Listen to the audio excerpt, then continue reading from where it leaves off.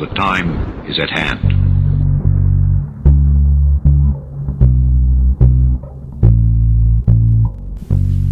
From the city of crackheads just on the outskirts of Williamson, West Virginia, you're listening to In Dark Places on the Nighthawk Radio Network.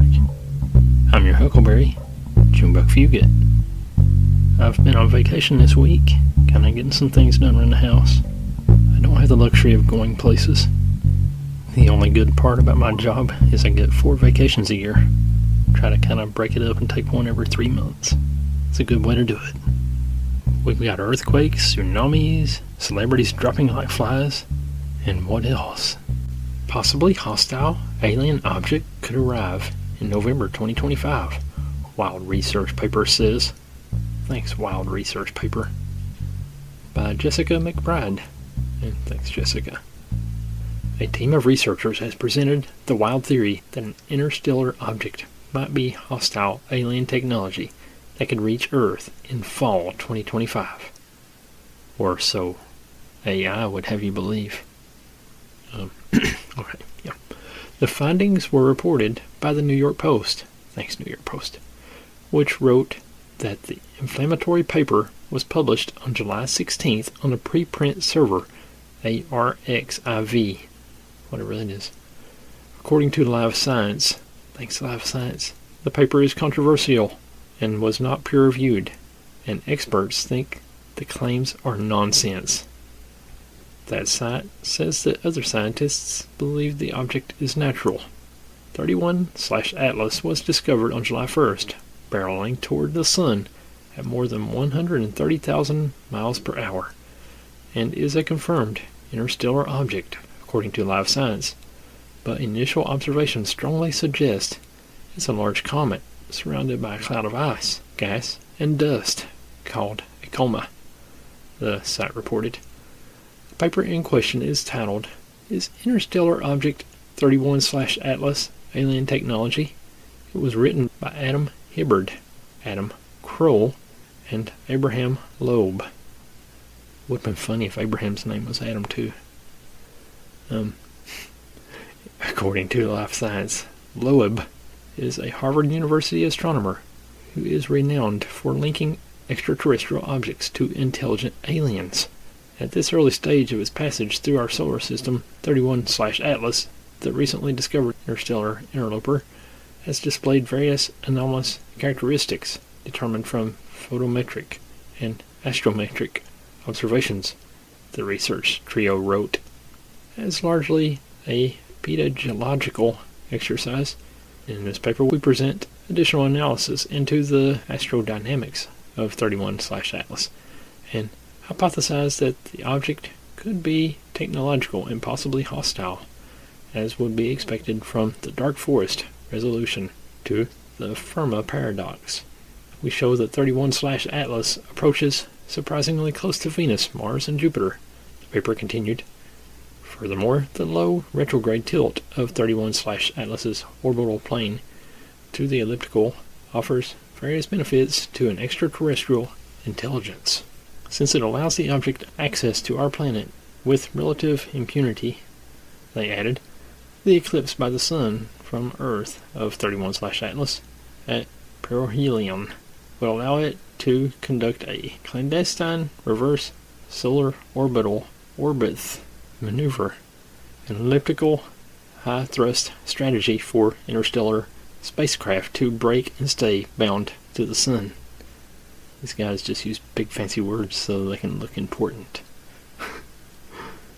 The researchers noted an elliptical intercept of Earth would entail an arrival in late November/early December of 2025. Loeb wrote in a blog post on the findings, Today I co-authored an intriguing new paper with the brilliant collaborators Adam Hibbard and Adam Kroll. Kroll. From the Initiative for Interstellar Studies in London, England, he wrote, This new interstellar interloper has displayed a number of anomalous characteristics. Possibly hostile alien object could arrive in November 2025. Wild Research Paper says, first appeared on the Men's Journal on July 26, 2025. So thanks to all parties involved. And thanks to all the AI algorithms that are going to fool millions of people in November and December. I'm going to do something a little different this week on the show. Back about 10 or 12 years ago, there was this guy on YouTube called Back to Constitution. I loved him. He has some great content. He talked a lot about Planet X and corrupt governmental politics and stuff like that. He's a cool guy.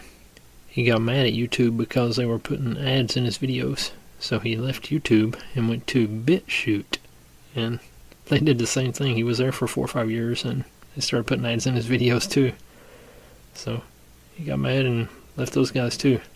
I used to think he was Nicolas Cage back about 10 or 12 years ago. Sounds just like him. And he lives in Arizona. And I think Nicolas Cage has a house in Arizona. Not sure.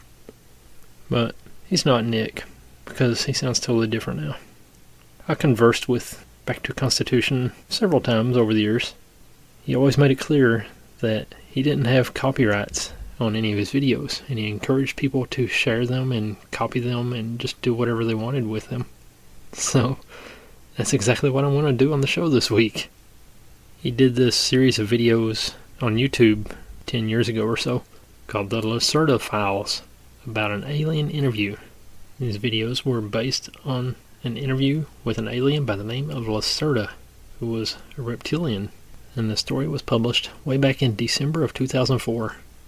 Several other people have copied Back to Constitution's original video that he did onto YouTube, and it can be found there. But I'm going to put my own little spin on it. I'm going to read the questions myself, and then Back to Constitution will be the alien in my version. I've been wanting to do this for years, and I saw that other people had uploaded his video, and I got a little discouraged. But I'm finally doing it. Thought it'd be fun. It's like a little school play. New spin on an old favorite. So enjoy. The Lacerta Files. Reptoids of the Inner Earth. Translation by Chris Feiler, editor and translator. I certify that the following text is the absolute truth and no work of fiction. These are parts of a transcript from an interview I've made with a non-human and reptilian being in December 1999. This female being was already in contact with a friend of mine whose name is given only with the abbreviation EF in the text. Since some months, let me declare that I was all my life a skeptic about UFOs, aliens, and other weird things, and I thought that EF tells me just dreams or fictitious stories when he talked with me about his first contacts with the non-human being, Lacerta. I was a skeptic when I met this being on December 16th, 1999, in that small warm room in the remote house of my friend to a town in the south of Sweden, despite the fact that I saw now with my own eyes that she was not human. She has told and shown me so many unbelievable things during that meeting that I can't deny the reality and the truth of her words any longer. This is not another of the wrong UFO papers, which claim to tell the truth, but tell fact, just fiction. I'm convinced that this transcript contains the only truth, and therefore you should read it. I had talked with her for over 3 hours, so the following transcript shows you only shortened parts of the interview, because she asked me after the interview not to publish everything she had told me already now. The order of the questions in this transcript is not always the same order in which I asked them, so it may seem sometimes a little bit confusing to you. It was not easy to delete all the important parts she asked me to delete from the transcript, so I apologize for the maybe unusual order. I'm in the possession of the entire transcript of the interview, 49 pages with some of my drawings of her body and her equipment, and also some tapes on which I have the full interview. But I will not reveal this before I have permission from her. I will send this shortened form of the still fascinating document to 4 of my reliable friends, to Finland, Norway, Germany, and France, and I hope they will translate it into their own languages and into other languages, and I hope as many people as possible will be able to read and understand the transcript. If you receive it, please send it to all your friends via email or make printouts and copy them. I certify furthermore that various paranormal abilities of her species, telepathy and telekinesis, including the moving and dancing of my pencil on the table without touching, and the flying of an apple around 40 centimeters over her hands, were shown to me during the 3 hours and 6 minutes of the meeting, and I'm absolutely sure that these abilities were no tricks. The following is certainly difficult to understand and to believe for someone who hasn't experienced it, but I was really in contact with her mind, and now I'm completely sure that everything she said during the interview is the absolute truth about our world. Unfortunately, if I read the entire transcript and much more, this very shortened form by myself, I have the strong impression that everything I've written sounds too unbelievable to be true, that everything sounds more like a bad science fiction story from TV or cinema, and I have doubts that anyone will believe my experiences, but they are true if you believe it or not. I can't expect from you that you will believe my simple words without evidence, but I can't give you that evidence. Please read the transcript and think about it, and you will be able to see the truth in these words. There will be a new meeting between me and her, again in the same house in Sweden, on April 23rd, 2000, and she promised me to give me maybe some evidence for her existence. In the meantime, I will collect questions, which I will ask her then.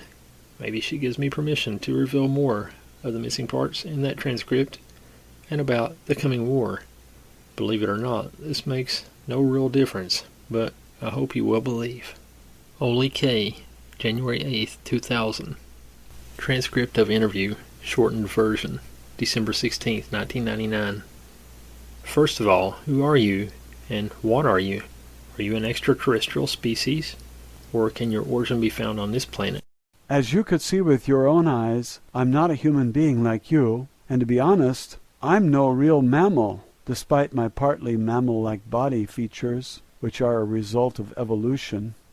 I'm a female reptile being belonging to a very old reptile race. We are the native Terrans, and we live on the planet since millions of years. We are mentioned in your religious writings, like your Christian Bible, and many of the ancient human tribes were aware of our presence and worshipped us as gods. For example, the Egyptians and the Inca, and many other old tribes.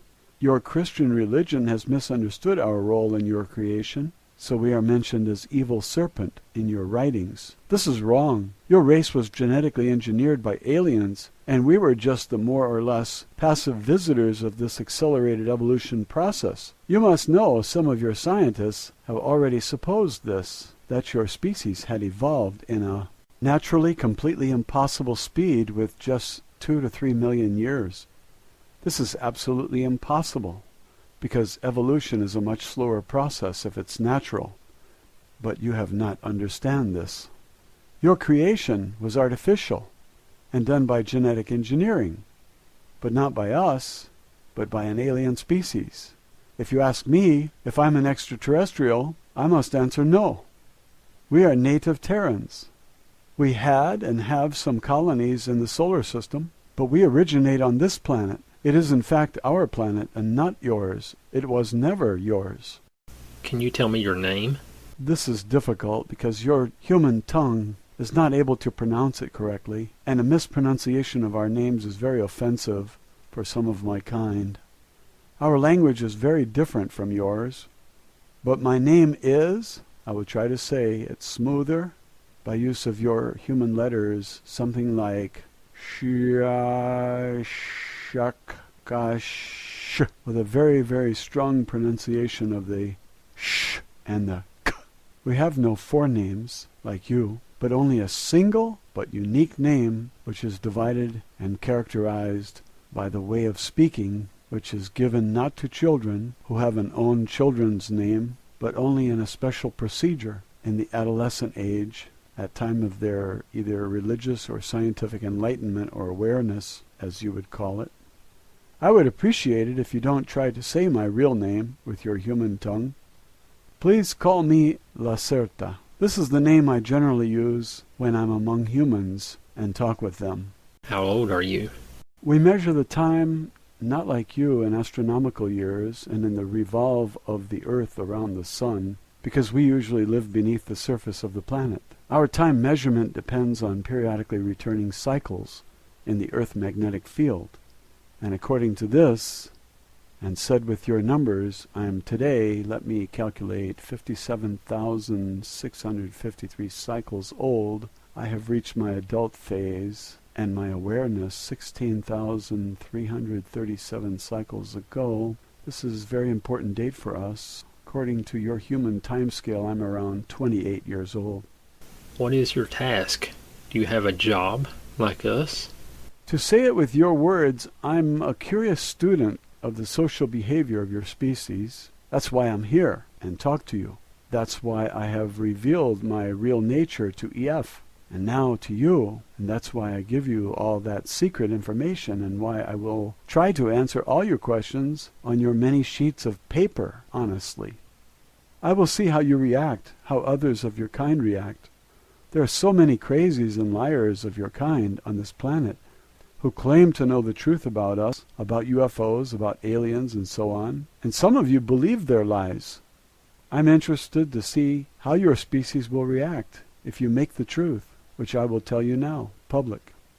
I'm quite sure every one of you will refuse to believe my words, but I hope I'm wrong, because you need to understand if you want to survive the coming years. I've read your full statement, which you have given to EF about this, but can you give me now just a short answer?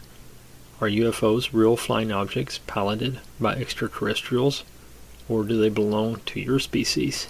Some observed UFOs, as you call them, belong to us, but most not.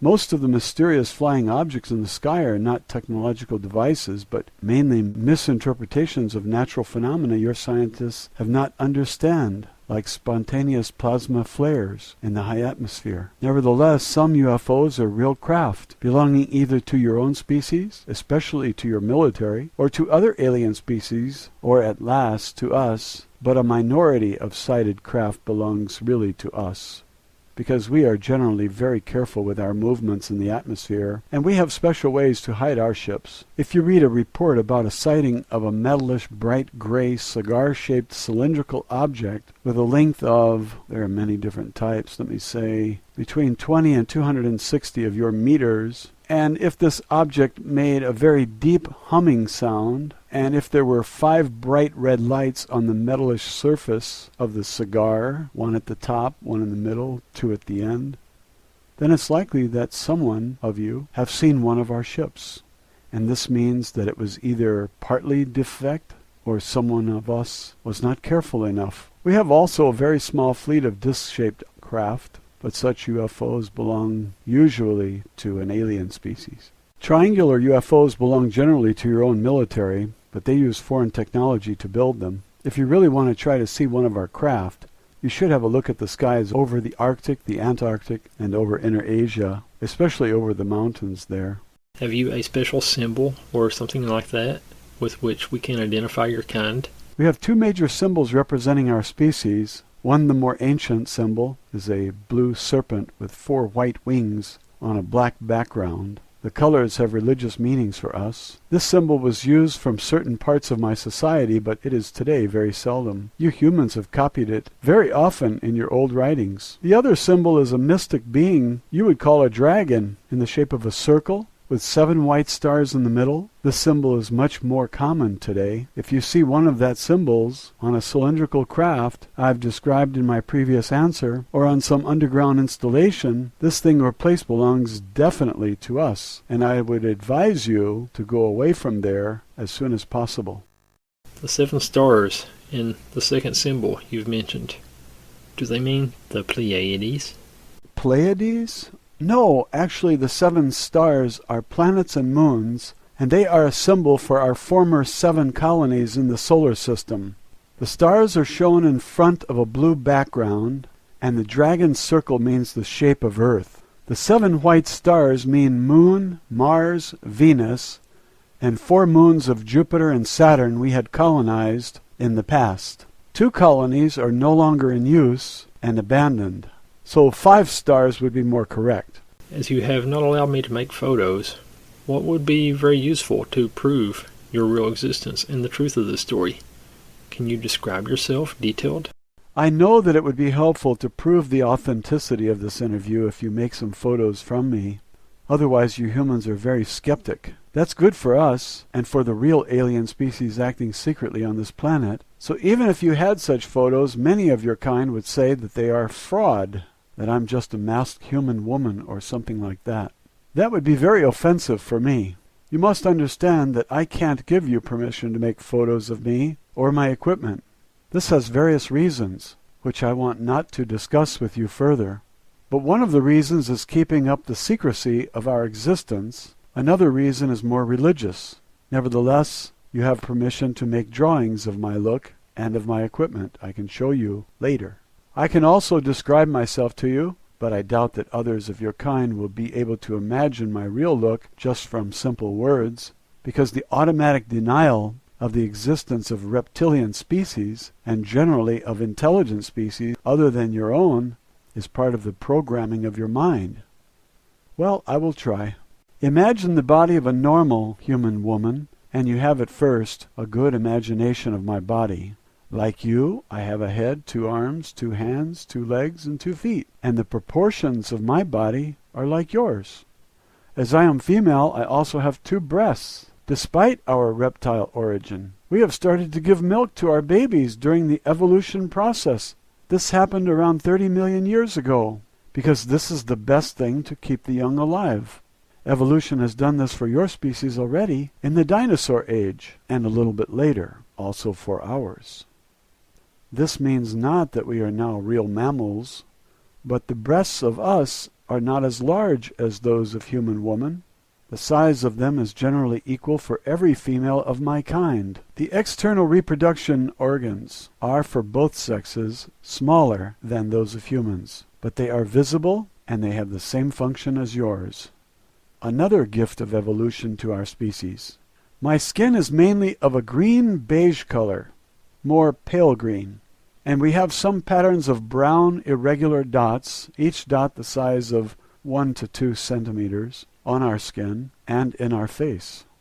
The patterns are different for both sexes, but females have more, especially in the lower body and in the face. You can see them in my case as 2 lines over the eyebrows crossing my forehead, at my cheek, and at my chin. My eyes are a little bit larger than human eyes. For this reason we can see better in the darkness, and usually dominated from the large black pupils, which are surrounded from a small bright green iris. Males have a dark green iris. The pupil is slit and can change its size from a black line to a wide open egg-shaped oval, because our retina is very light sensitive, and the pupil must compare this. We have external round ears, but they are small and not so curved as yours. But we can hear better because our ears are more sensitive for sonic. We can also hear a wide range of sonic. There is a muscle or lid over the ears which can completely close them, for example underwater. Our nose is more pointed, and there is a V-shaped curving between the nostrils, which enabled the ancestors to see temperature. We have lost most of this ability, but we can still feel temperature much better with this organ. Our lips are shaped like yours, those of female a bit larger than those of males, but of a pale brown color, and our teeth are very white and strong, and a little bit longer and sharper than your soft mammal teeth. We have no difference hair colors like you, but there is a tradition to color the hairs in different ages, and the original color is like mine, a greenish brown. Our hairs are thicker and stronger than yours, and they grow very slowly. In addition, the head is the only part of our body where we have hairs. Our body, arms, and legs are similar in shape and size to yours, but the color is different, green-beige like the face, and there are scale-like structures on the upper legs over the knee and upper arms over the elbow. Our 5 fingers are a little bit longer and thinner than human fingers, and our skin on the palm is plain, so we have no lines like you. But again, a combination of scale-like skin structure and of the brown dots Both sexes have the dots on the palm, and we have no fingerprints like you. If you touch my skin, you will feel that it's smoother than your hairy skin. There are small, sharp horns on the inside of both middle fingers. The fingernails are gray and generally longer than yours. You will see that my nails are not so long and round at the top. This is because I am female. Males have sharp pointed nails with a length of sometimes 5 or 6 of your centimeters. The following feature is very different from your body and part of our reptilian origin. If you touch the back side of my upper body, you will feel a hard bony line through my clothing. This is not my spine, but a very difficult shaped external plate structure of skin and tissue following exactly our spine from the head to the hip. There is an extremely high number of nerves and large blood vessels in this structure, and in the plates, which are around 2 or 3 centimeters long and very touch sensitive. This is the reason why we have always problems to sit in chairs with a back like this chair. The main task of these small plates, besides a role in our sexuality, is simply the regulation of our body temperature, and if we sit in natural or artificial sunlight, these plates become more blood-filled, and the vessels become wider, and the sun is able to heat up our reptiloid blood, which circulates through the body and through the plates for many degrees, and that gives us great pleasure. What else is different from your kind? Oh, we have no navel because we were born in a different way to your mammal birth. The other exterior differences from your kind are minor, and I think I must not mention all now because most of them are not visible if we wear clothing. I hope the description of my body was detailed enough. I would advise you to make some drawings. What kind of clothing do you generally wear? I suppose this is not the way you dress normally. No, I wear this human everyday clothing only when I'm among humans. To be honest, it's not very comfortable for me to wear such tight things, and it's always very unusual feeling. If we are in our own home, this means in our subterranean home, or in our large artificial sun areas, and we are together with others near to our own name, we are usually naked. Is this shocking to you? When we are in the public place and together with many others of my species, we wear very wide and soft clothing made of thin, light stuff. I have told you that many parts of our bodies are very touch-sensitive, mostly the small back plates, so we can't feel comfortable in tight clothing because it can hurt us. Man and woman often wear the same kind of clothing, but the colors are different for the sexes. You said others near your own name. Do you mean your family? No, not really. You would call it family, but this word means only those of your kind which belong genetically together, like father or mother and child. As I have said earlier, we have a very difficult and unique name.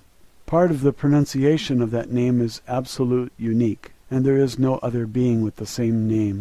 But part of this name, the middle part, is pronounced in a way that told you the others to which family, I must use the word because you haven't the right one in your vocabulary, you belong. This means not that all in that group are genetically related to you, because these groups are usually very large and contain between 40 and 70 of us. This group includes generally your genetic relations, except one of them had decided to leave this group, and your connection with father and mother is often the strongest. It would be too difficult for me to explain to you now our very old social system, which is very complex, and we would need many hours only for the primary teachings. Maybe we can meet another time, and I can give you detailed descriptions of all these things. Have you a tail, like normal reptiles? Do you see one? No, we have no visible tail. If you look at our skeleton, there are only a small rounded bone at the end of our spine behind the pelvis. This is a useless rudiment of tail of our ancestors, but it is not visible from the outside. Oh, our embryos have tails during the first months of development, but these tails disappear before they were born. A tail makes only sense for a primitive species which tries to walk on 2 legs, and then must hold the balance with the tail. But our skeleton has changed during evolution, and our spine is nearly the same shape as yours, so we need no tail to stay on 2 feet. You said that you were born in a different way to us. Do you lay eggs? Yes, but not like your birds or primitive reptiles. Actually, the embryo grows in a protein liquid inside the mother's womb, but there is also an egg-shaped but very thin chalk hull around it that fills the whole womb.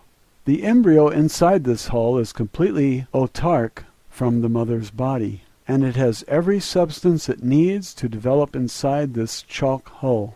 There is also a cord, like your navel cord, which is connected to a point hidden behind the back plates. When the baby is going to be born, the whole egg is pressed through the vagina, covered in a slimy protein substance, and the baby came out of this soft egg after some minutes. These 2 horns in our middle fingers were instinctively used from babies to break through the chalk hull to take their first breath. Our young are not so large as your babies when they are born.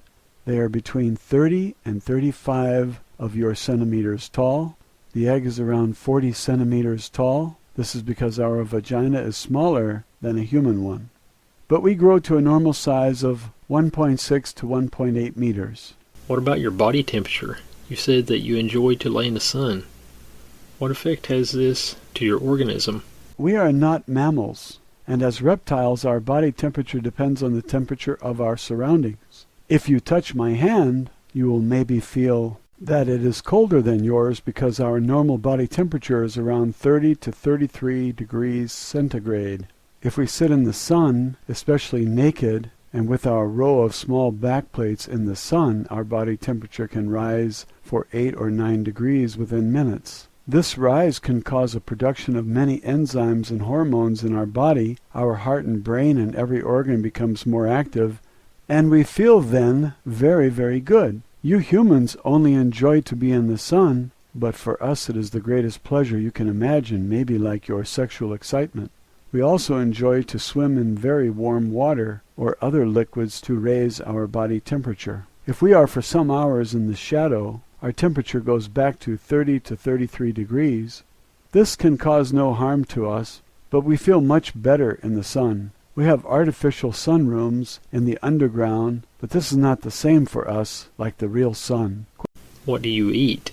Generally various things like flesh, fruit, vegetables, special kinds of fungus from subterranean farms, and other things. We can also eat and digest some substances which are poisonous for you. The main difference between you and us is that we must eat flesh because our body needs the proteins. We can't live completely vegetarian like your kind because our digestion would stop working and we would die after some weeks or maybe months without flesh. Many of us eat raw flesh or other things which would be disgusting to you. Personally, I prefer cooked flesh and surface fruits like apples or oranges. Can you tell me something about the natural history and evolution of your species? How old is your species? Have you evolved from primitive reptiles? Oh, this is a very long and complex story, and it sounds certainly unbelievable to you, but it's the truth. I will try to explain it in short. Around 65 million years ago, many of our unadvanced ancestors from the dinosaur race died in a great global cataclysm. The reason for this destruction was not a natural disaster, an asteroid impact as your scientists believe falsely, but a war between 2 enemy alien groups that took mainly place in the orbit and high above atmosphere of your Earth. According to our limited knowledge about the early days, this global war was the first alien war on planet Earth, but it was definitely not the last. And a future war is coming soon, while a Cold War, as you call it, between alien groups is ongoing since the last 73 years on your planet. The opponents in this 65-million-year-old war were 2 advanced alien species whose both names are again not pronounceable for your tongues. I'm able to say them, but it would hurt your ear if I tell you the names in their original way. One race was humanoid like your species, but much older, and was from this universe, from a solar system in the star constellation you call Procyon, today on your maps. The other species, about which we know not so much, was a reptilian species, but they have nothing to do with our own species because we have evolved from local saurians without exterior influence, except the successful manipulation of our own genes by us. More about that later. The advanced reptilian species came not from this universe, but from how should I explain it to you? Your scientists have not really understood the true nature of the universe because your illogical mind is not able to see the easiest things and relies on the wrong mathematics and numbers. This is part of the genetic programming of your kind, to which I will come later. Let me say that you are nearly as far away from the understanding of the universe as you were 500 years ago. What an insult! To use a term you will maybe understand, the other species came not from this universe, but from another bubble in the foam of the omniverse. You will call it maybe another dimension, but this is not the right word to describe it correctly. By the way, the term dimension is generally wrong in the way you understand it. The fact you should remember is that advanced species are able to walk between bubbles by the use of, as you would call it, quantum technology, and sometimes in special ways, only by use of their mind. My own species had also advanced mental abilities in comparison to your species, but we are not able to do the matter string bubble changing without technology, but other species active on this planet are able, and this looks to you like magic as it had to your ancestors. Back to our own history, the first species, the humanoids, had reached Earth around 150 years before the reptilians, and they built some colonies on the former continents. There was a large colony on the continent you call Antarctica today, and another one on the continent you call Asia today. These people lived together with animal-like saurians on the planet without problems. When the advanced reptilian species arrived in this system, the humanoid colonists from Procyon tried to communicate peacefully, but they were not successful, and a global war started within months. You must understand that both species were interested in this young planet not for its biology and undeveloped species, but for only one reason, raw materials, especially copper.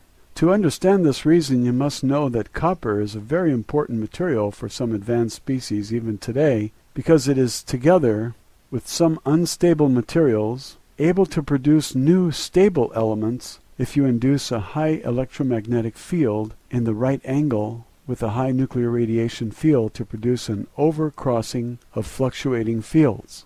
The fusion of copper with other elements in such a magnetic radiation field chamber can produce a force field of special nature that is very useful for various technological tasks. But the base for this is an extremely complex formula that you are not able to discover because of the restrictions of your simple mind. Both species wanted to have the copper of planet Earth, and for this reason they fought a not very long war in space and orbit. The humanoid species seemed to be successful during the first time, but in the last battle the reptilians decided to use a mighty experimental weapon, a kind of fusion bomb which should destroy the life forms on the planet but should not harm the valuable raw materials in the copper. The bomb was fired from space and detonated at a point of your planet, it's our planet now, you call Middle America today. As it detonated in the ocean, it produced an unpredictable fusion with hydrogen, and the effect was much stronger than the reptilians had expected. A deadly radiation, an overproduction of fusion oxygen, a fallout of different elements, and a nuclear winter for nearly 200 years were the results. Most of the humanoids were killed, and the reptilians lost their interest in the planet after some years for unknown reasons, unknown even to us. Maybe because of the radiation. Planet Earth was on its own again, and the animals on the surface died. By the way, one result of the fusion bomb was the fallout of different elements of materials created in the burning process, and one of that materials was iridium. Your human scientists today see the iridium concentration in the ground as an evidence for an asteroid impact that killed the dinosaurs, That is not true. But how should you know that? Well, most of the dinosaurs died, not all in the detonation, but in the bad things which came after the war, especially in the nuclear winter and in the fallout. Nearly all dinosaurs and reptilians were dead within the next 20 years. Some of them, especially those in the oceans, were able to survive for the next 200, 300 years, even in this changed world. But these species also died because the climate had changed. The nuclear winter ended after 200 years, but it was colder on Earth than before. Despite the cataclysm, some species were able to survive. Fish like sharks, birds, little creepy mammals, your ancestors, various reptiles like crocodiles, and there was a special kind of small but advanced dinosaurs which had developed together with the last large animal reptilians like the species you call Tyrannosaurus. This new reptile was walking on two legs and looking a bit like your reconstruction of an iguanodon. It originated in this family, but it was smaller, about 1.5 meters tall, with some small humanoid features, a changed bone structure, a larger skull and brain, a hand with a thumb which was able to grab things, a different organism and digestion, advanced eyes in the middle of the head like your eyes, and most important, with a new and better brain structure. This was our direct ancestor. There are theories that the radiation from the bomb took part in the mutations of the organism of this new breed, but this is not proven. Nevertheless, this little humanoid-like dinosaur evolved during the following 30 million years. As I have said earlier, a species needs generally more time to evolve than you think, if the evolution is not artificially induced, like in your case, from the animal to a more or less thinking being. These beings were intelligent enough not to die in the next millions of years, because they learned to change their behavior. They lived in caves instead of in the cold nature, and they learned to use stones and branches as first tools, and the use of fire as help, to warm them, especially to warm their blood, which is very important for our kind to survive. During the next 20 million years, this species was divided by nature into 27 subspecies. Unfortunately, former reptilian species were prone to divide themselves in a more or less illogical way into subspecies during the evolution process. You can clearly see this in the unnecessary high number of animal dinosaur species in earlier times. And there were many, mainly primitive, wars between this subspecies for dominance. Well, nature was not very friendly to us, and as far as we know, from the 27 species, 24 were extincted in primitive wars and in evolution because their organism and mind were not developed enough to survive. And as main reason, they were not able to change their blood temperature in the right way when the climate changed. 50 million years after the war, and after the end of dinosaurs, only 3, now also technological, advanced reptilian species were remaining on this planet, together with all the other lower animals. Through natural and artificial crossbreedings, these 3 species were united into one reptilian species. And through the invention of genetic manipulations, we were able to eliminate the dividing-prone genes in our genetic structure. According to our history and belief, this was the time when our final reptilian race, as you see me today, was created by use of genetic engineering. This was around 10 million years ago, and our evolution nearly stopped at this point. Well, actually, there were some minor changes in our look toward a more humanoid and mammal-like appearance during the coming ages, but we have not divided again into subspecies.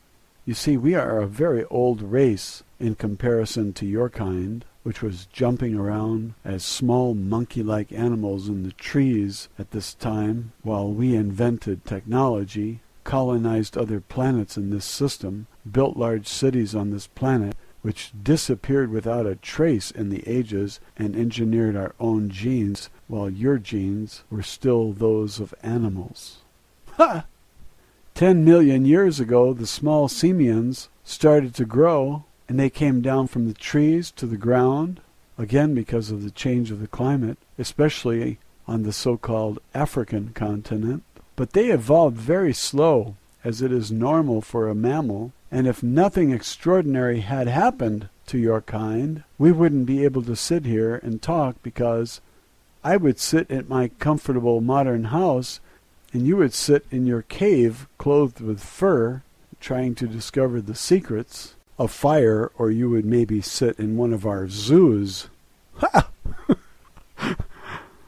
But the things had developed differently, and you believe now that you are the crown of creation, and you can sit in the modern house, and we must hide and live beneath the earth in remote areas. Around 1.5 million years ago, another alien species arrived at Earth. It was surprisingly the first species since over 60 million years. This would be more surprising for you if you would know how many different species are here today.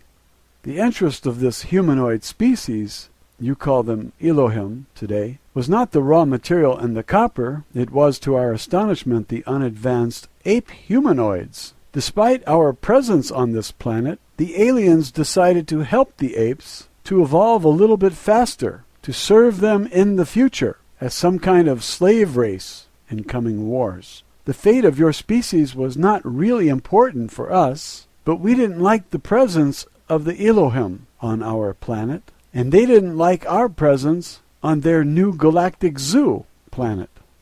And so your sixth and seventh creation was the reason for a war between us and them. You can read about that war, for example, partly in the book you call the Bible, in a very strange way of description.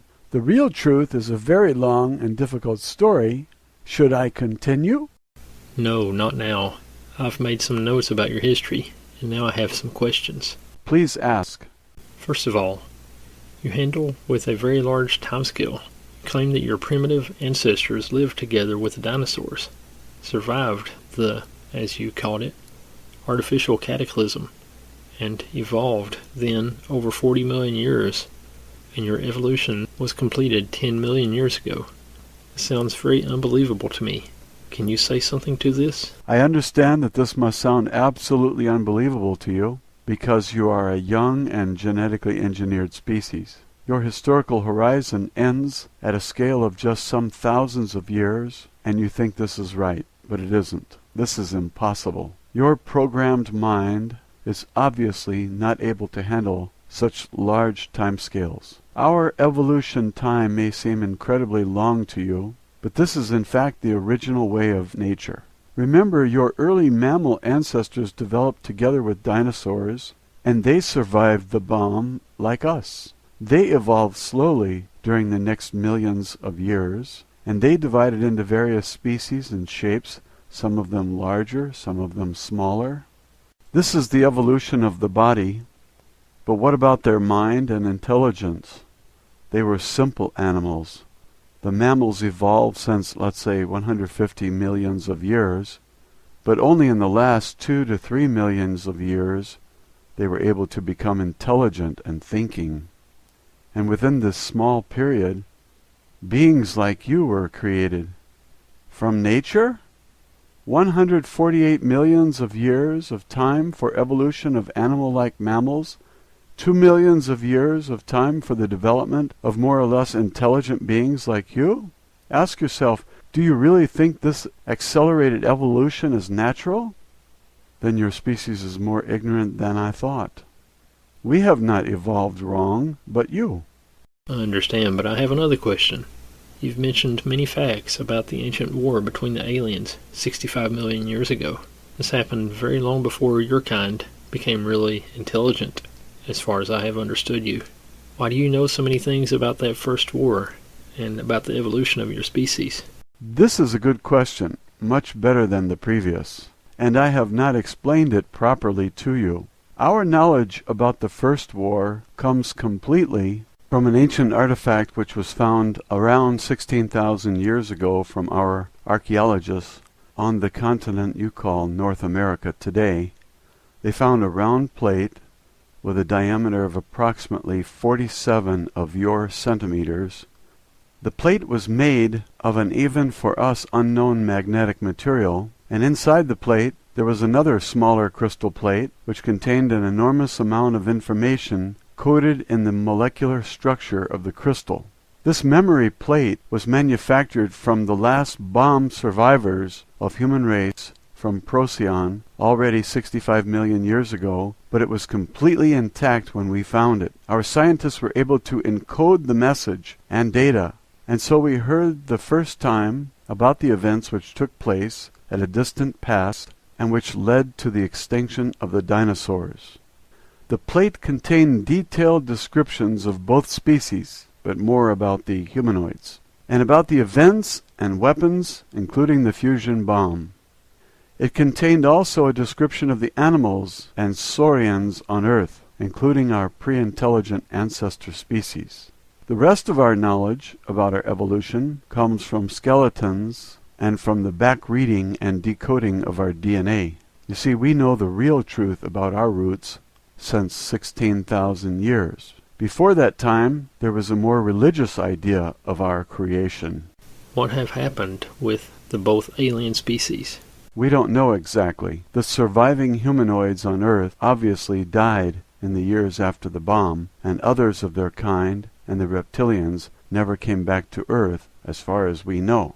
Concerning the reptilian aliens, there is a possibility that it was physically impossible for them to return because the matter between bubbles is sometimes in rapid movement. The current theory is that both species had ceased to exist during the millions of years. You've mentioned skeletons of your kind. How can it be that human scientists haven't found any trace of you and your ancestors, if you really live for such a long time on this planet?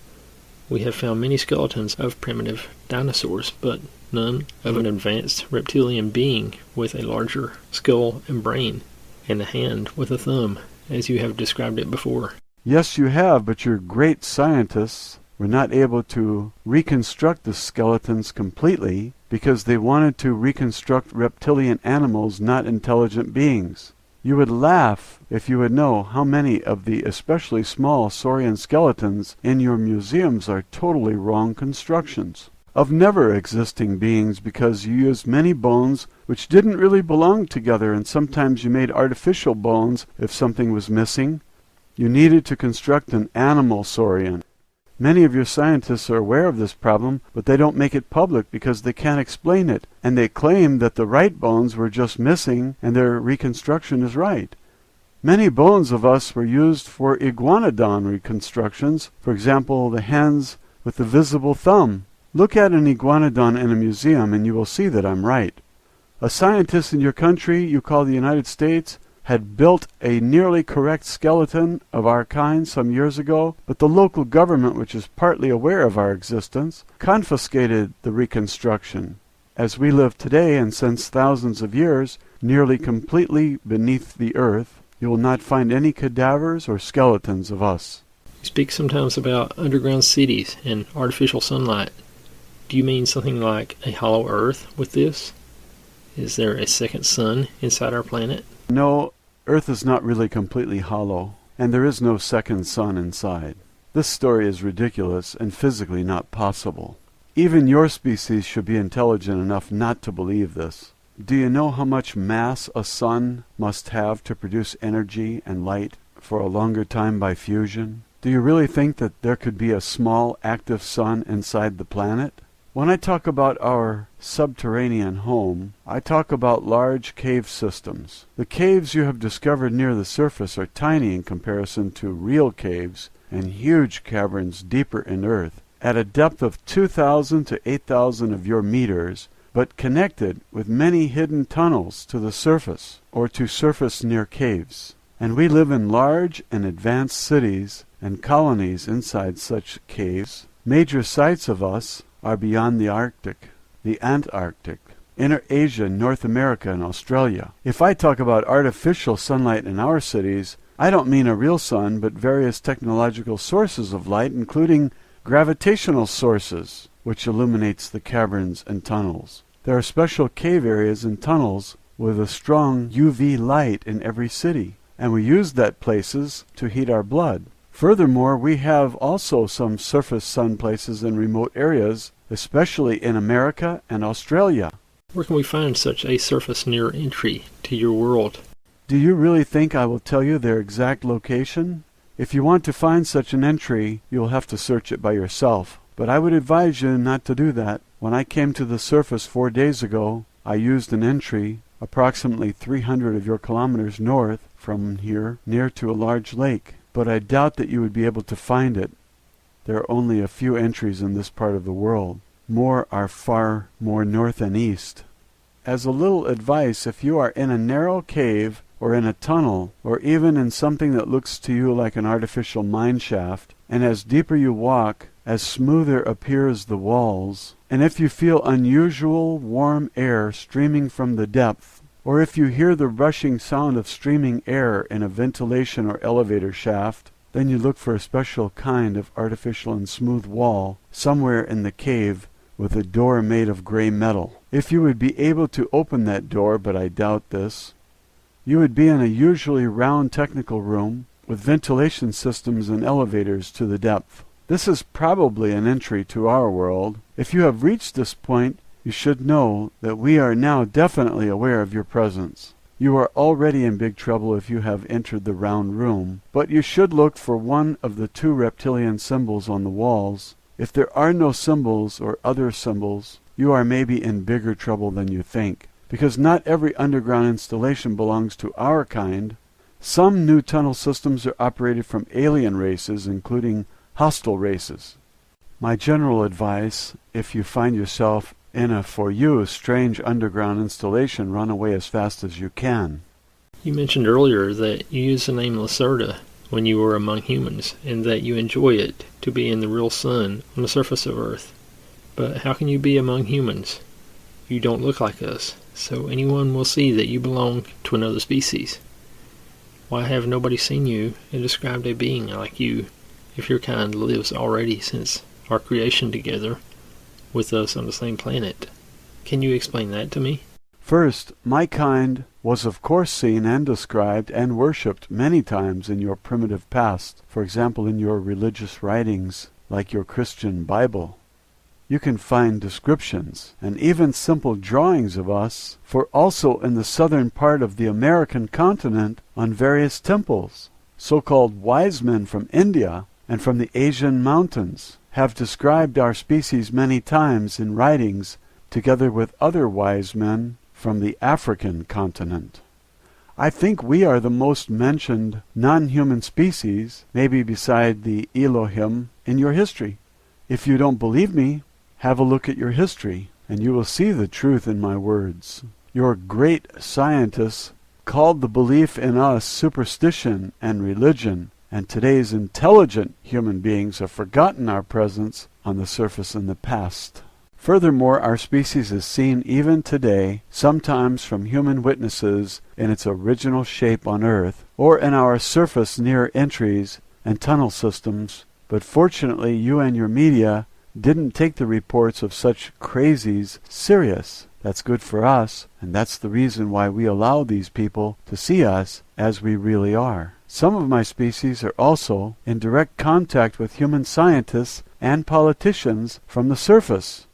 But this is top secret, as you would call it, and nobody of your public knows anything about it. The matter of these meetings is generally the upcoming war with and between the alien species, and our assistance in this war. But there is also another explanation why we can walk among you and why you're not able to recognize us: mimicry. The following may again sound unbelievable and even shocking to you, but as you have asked, I will explain it.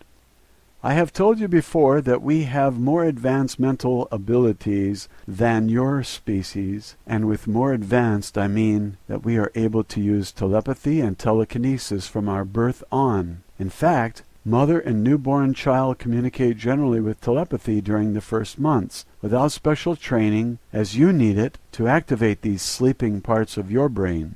The structure of our brain is a little bit different to yours, and our hypophyse is larger and more active than yours, especially when we are in sunlight. Our own abilities are very strong in comparison to yours, but weak in comparison to the matter string bubble mind forces of some of the alien species on this planet. I was never very good at those mind things, but we all have these primary abilities and can use them, for example, for our protection or even for attack. When we are on the surface and we meet human beings, even a large group of them, this makes no difference.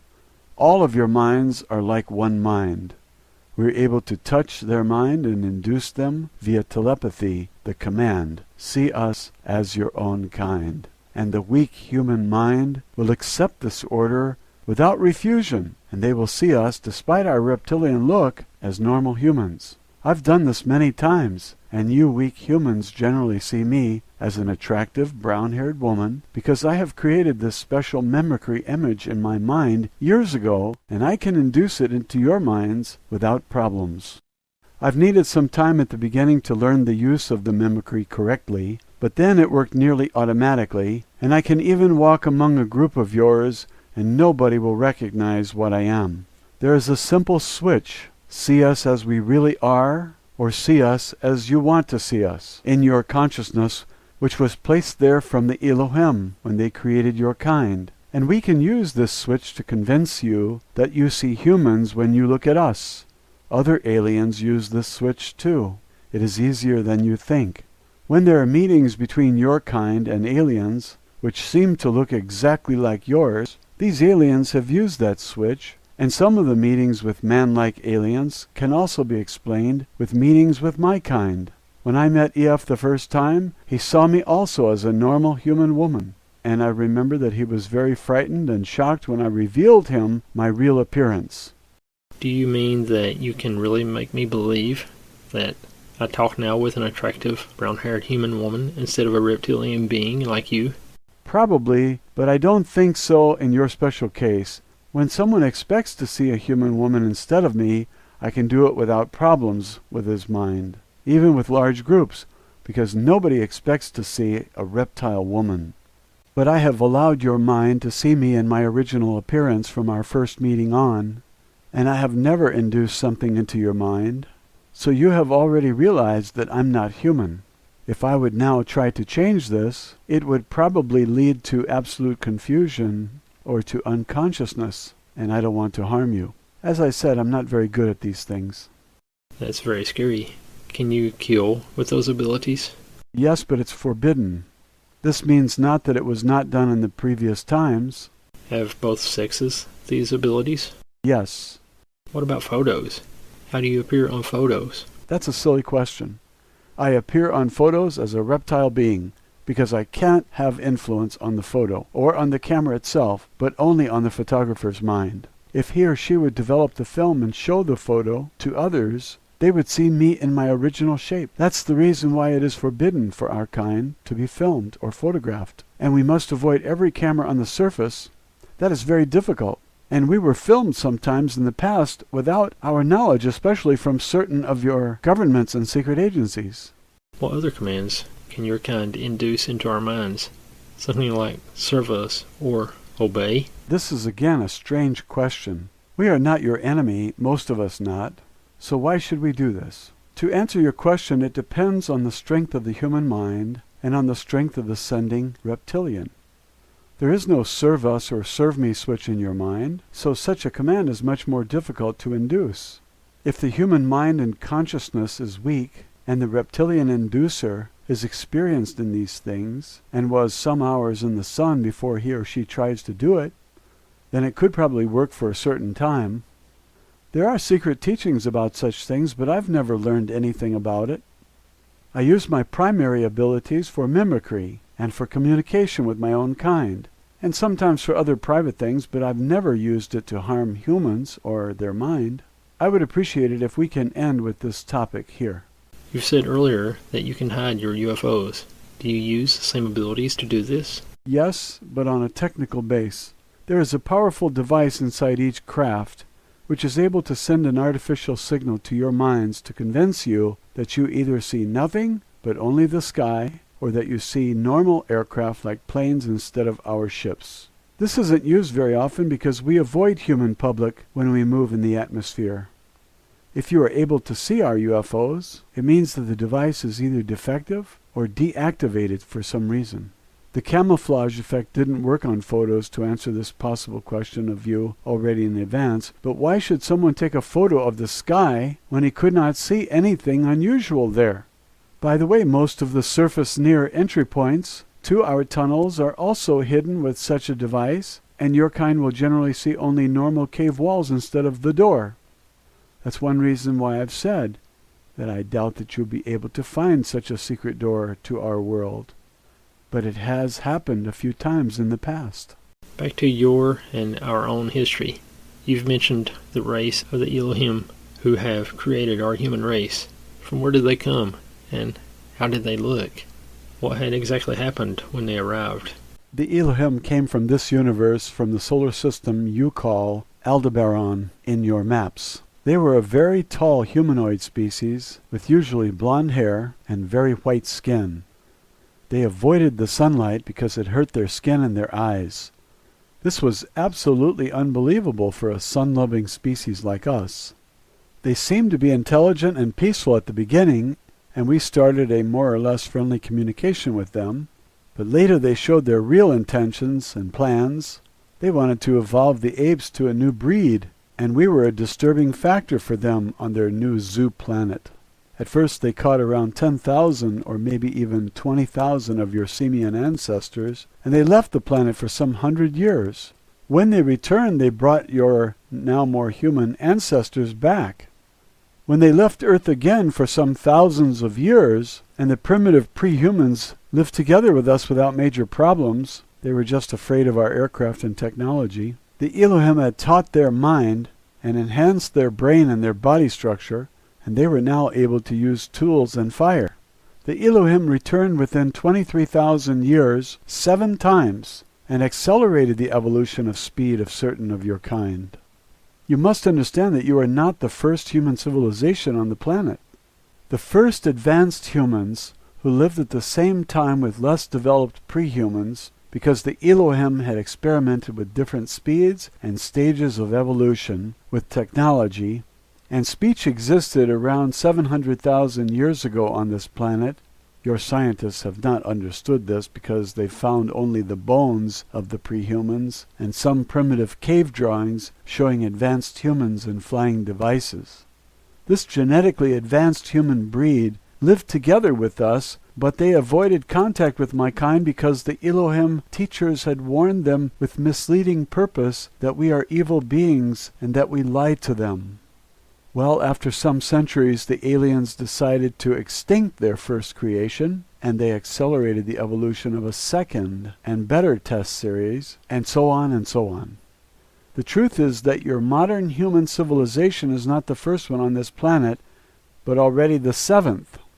The buildings of the first breeds are lost, but the 5th civilization was the one which built the large triangular constructions you call Egyptian pyramids. Today, around 75,000 years ago, your Egyptians just found that large ancient pyramids in the sand and tried not very successfully to build similar constructions.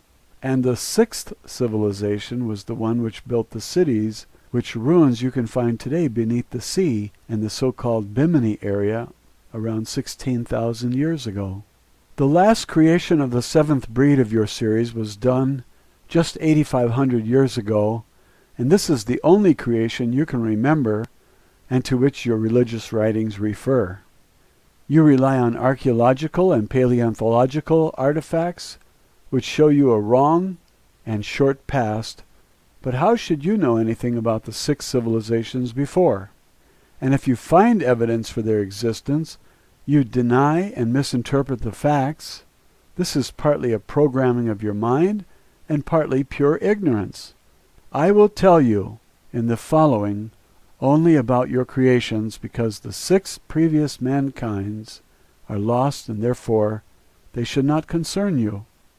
There was a long war between us and the Elohim, and also between certain groups of the Elohim themselves, because many of them were of the opinion that the again and again creation of human species on this planet makes no real sense. The last battles in this war were fought about 5,000 years ago in orbit and surface. The aliens used powerful sonic weapons to destroy our underground cities. But on the other hand, we were able to destroy many of their surface installations and bases in space. The humans of your series were very frightened when they observed our battles, and they wrote it down in the form of religious myths. Their mind was not able to understand what was really going on. The Elohim, who appeared as gods for the 6th and 7th breed, told them that it is a war between good and evil, and that they are good, and we are the evil race. This depends certainly on the point of view. It was our planet before they arrived, and before they started their evolution project with your kind. In my opinion, it was our right to fight for our planet. It was exactly 4,943 years ago, according to your time scale, that the Elohim left the planet again for unknown reasons. This is a very important date for us because many of our historians call it a victory. Fact is, we don't know what had really happened. The Elohim were gone from one day to another. They vanished without a trace, together with their ships, and we found most of their surface installations destroyed by them. The humans were on their own, and your civilization developed. Many of us were in contact with certain more southern tribes of your species in the coming centuries, and we were able to convince some of them that we are not the evil the aliens wanted them to believe. During the time from 4,900 years ago to today, many other alien species arrived the planet. Some of them used the old teaching and programming of your mind and played again God for you. But the Elohim themselves never came back. They had left the planet for a duration of some 1,000 years also earlier, so we expect their return one day in future to end their project, or to maybe extinct also the 7th breed. But we don't really know what has happened to them, to answer this question of you in advance. Your current civilization doesn't know anything about your real origin, about your real past, about your real world and universe. And you know very little about us and our past. And you know nothing about the things to come in the near future. As long as you will not understand and believe my words, I tell you the truth because we are not your enemy, there is danger for your species. Your enemies are already here, and you have not understood. Open your eyes, or you will be in big trouble soon. If you haven't believed anything of the things I've told you before, then you should really believe and remember this. Why do you think I don't believe you? I have a certain feeling that you don't believe me, despite the fact that I'm sitting here in front of you. Everything I have told you in the last 2 hours is the absolute truth about our world. How many alien species are active on Earth at the moment? As far as we know, 14 species, 11 from this universe, 2 from another bubble, and 1 very advanced from a very different plane. Don't ask me for names because nearly all of them are not pronounceable for you. 8 of them are not pronounceable even for us. Most of the species, especially the more advanced, are just studying you as animals, and they are not very dangerous for you and for us. And we work together with some of them. But 3 species are hostile, including the one which is in contact with some of your governments and exchanged their technology for copper and other important things, and which had betrayed your kind. There was and is a Cold War between 2 of these hostile races during the last 73 years, and the 3rd species seems to be the winner in this useless struggle. We expect a more hot war between them and you in the near future, I would say in the next 10 to 20 years, and we are worried about that development. In the last time, there were some rumors about a new 15th species, which had arrived on Earth just 3 or 4 years ago, but we don't know anything about their intentions, and we are not in contact with them until now. Maybe the rumors are wrong. What do the hostile alien races want? Various raw materials, including copper for their technology, your water, or better, the hydrogen in your water, which is a source of energy in advanced fusion processes, and certain chemical elements in your air. Furthermore, 2 of the species are also interested in your body, in your human tissue and blood, because their own genetic structure is defective through bad evolution and radiation as far as we know, and they need intact strings from your kind. and from animals to repair their own genetic again and again, but they are not really able to repair the defects completely because their DNA and your DNA are not fully compatible.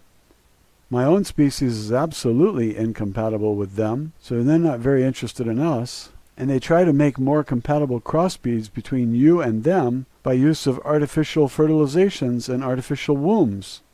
We suppose that the coming war between the three races, or between you and one or all of them, will be fought for raw material, hydrogen, air, and DNA. Is this the reason for the abductions? Partly, especially when the aliens took egg and sperm samples from you. Sometimes the abductors belong to another and more advanced race, and they just want to study your body and your mind, which is more interesting for some of them than your solid body, as you would study a primitive animal. As I have said, 3 alien species are hostile, and this means that they do not care for your fate or your life, and people who were abducted by them very rarely came back alive. If someone is able to report about an abduction, it means, in my opinion, that he or she has not met one of the aggressive species, or that he or she is a very, very lucky human to be alive. Advanced and friendly races also took sometimes egg and sperm samples, but for other reasons. You've said that there are only 14 species active on Earth, but why describe people who saw alien beings, so many different and bizarre types of them? But why describe people who saw alien beings, so many different and bizarre types of them?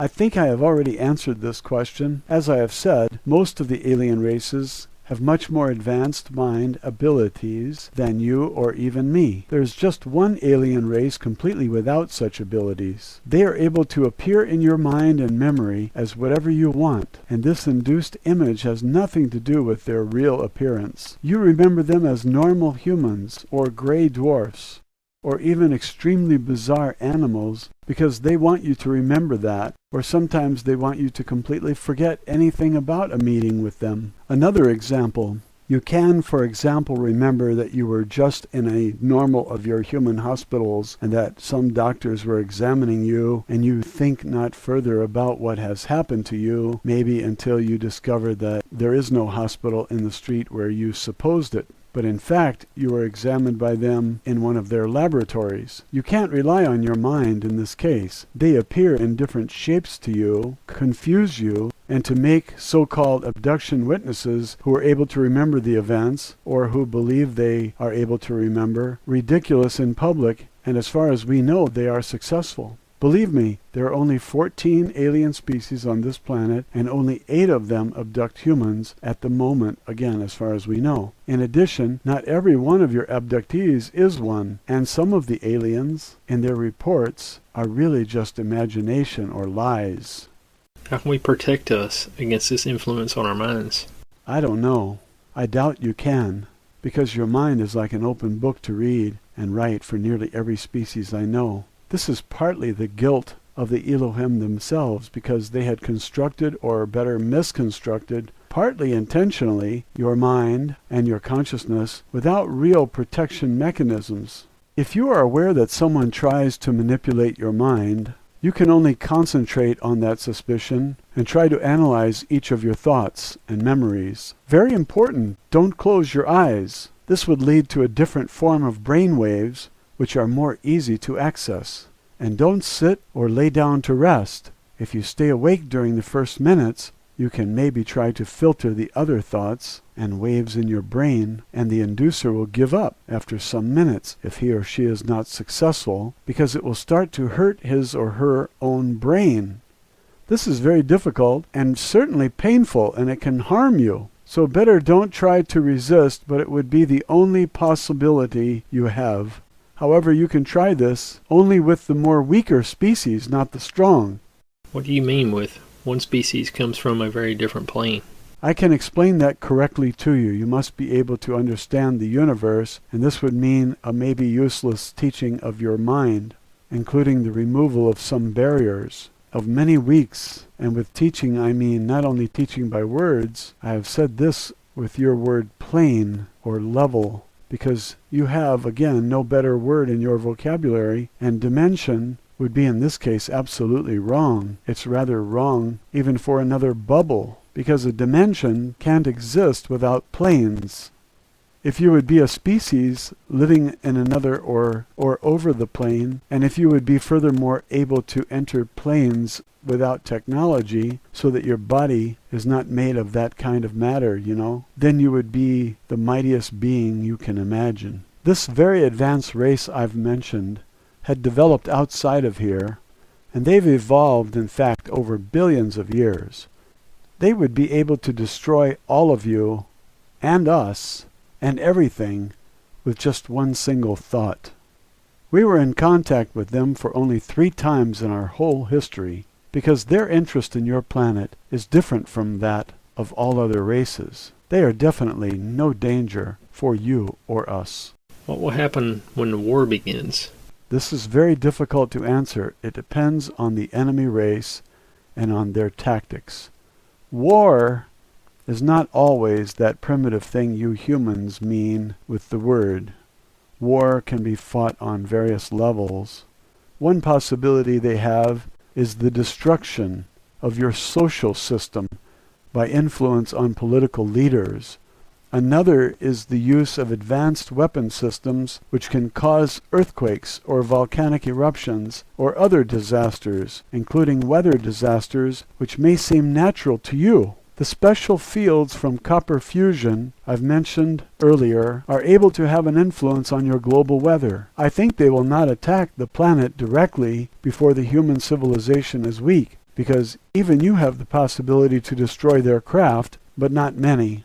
Let me say that we are not absolutely sure if there will be really such a hot war already in the next years. I don't want to talk further about this. This is the end of the interview. Do you want to say a last sentence or message? Open your eyes and see. Don't believe only in your wrong history or your scientists or your politicians. Some of them know the truth about various things, but they don't inform the public to avoid confusion and panic. I think your species is not as bad as some of my kind think, and it would be a pity to observe your end. That's everything I can say. Go through your world with open eyes, and you will see, or maybe not. Your kind is ignorant. Do you think anyone will believe that this interview is the truth? No, but it's an interesting experiment for my social studies. We meet again in some months, and you tell me then what has happened after the publication of my message. Maybe there is hope for your kind. The Lacerta File 2.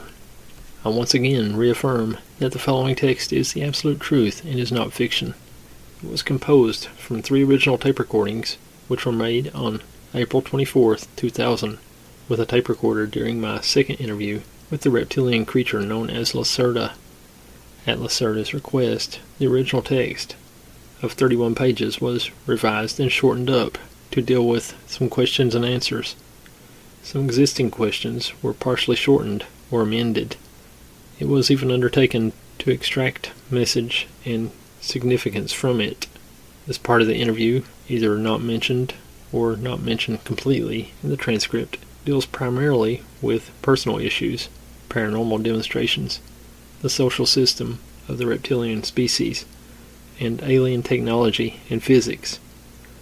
The reason for the shifting of the date and time of the second meeting was a possible observation and surveillance of my own person after the publication of the first transcript. Although everything was attempted on the advice of Lacerta to keep my identity a secret, just 2 days after the decimation of the document abroad, and various unusual events took place. Please don't think that I am paranoid, however. I believe that the publication of the interview has drawn either official attention or the attention of some organization to me. Up until this time, I usually regarded people who believed that they were being followed by the state to be nothing more than jokers. But now I have begun to revise my ideas on that since events in January.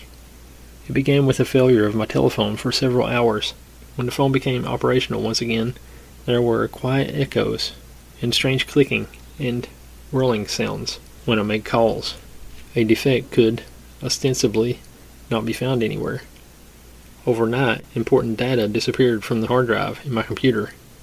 The testing program reported defective sectors where, strangely enough, There were only data which dealt with illustrations and completed textual material from the interview.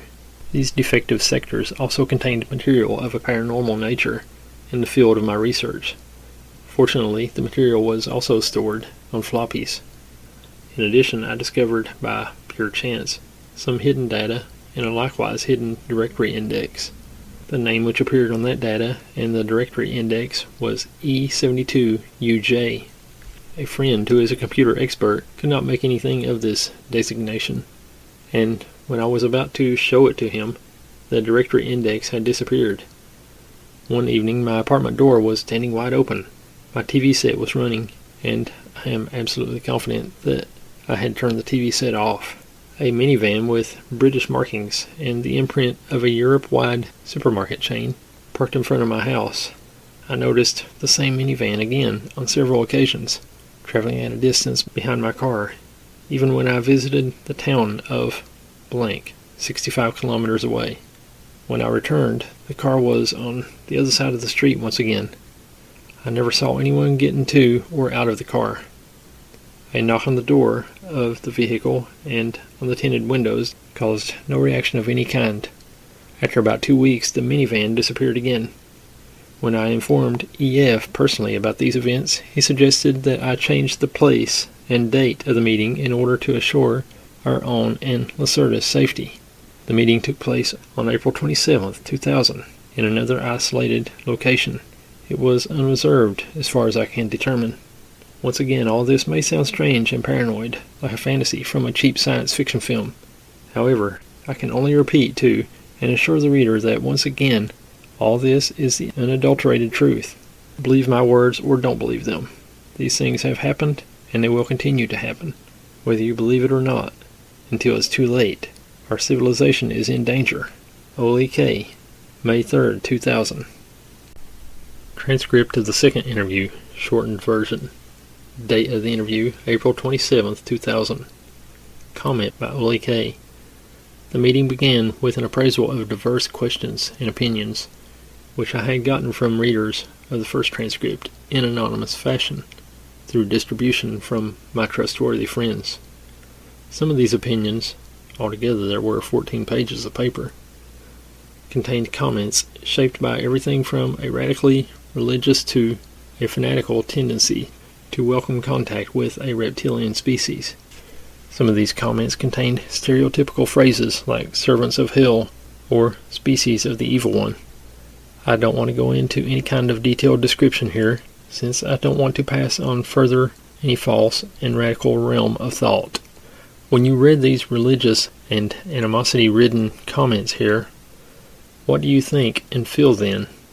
Is the relationship between your species and ours really shaped from that kind of total negation? Does it amaze you that I am not completely angered by that? I had fully expected those kinds of extreme reactions. The programming for the utter negation of another species, especially the reptilian species, as in your own case is deeply embedded in each of your own individual consciousness, this ancient conditioning stems from the days of your third artificial creation, and biologically speaking, is passed down as an information genome from generation to generation.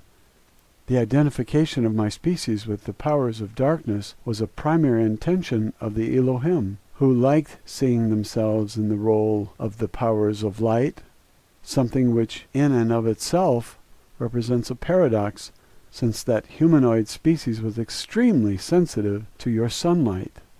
In case you were expecting me to act offended, I guess I'll have to partially disappoint you. These obscure intentions are not really your fault. You simply follow, for the most part, what you have inherited from your ancestors. It is indeed actually somewhat disappointing that many of you develop no especially strong individual self-conscious, for this would help you overcome the conditioning.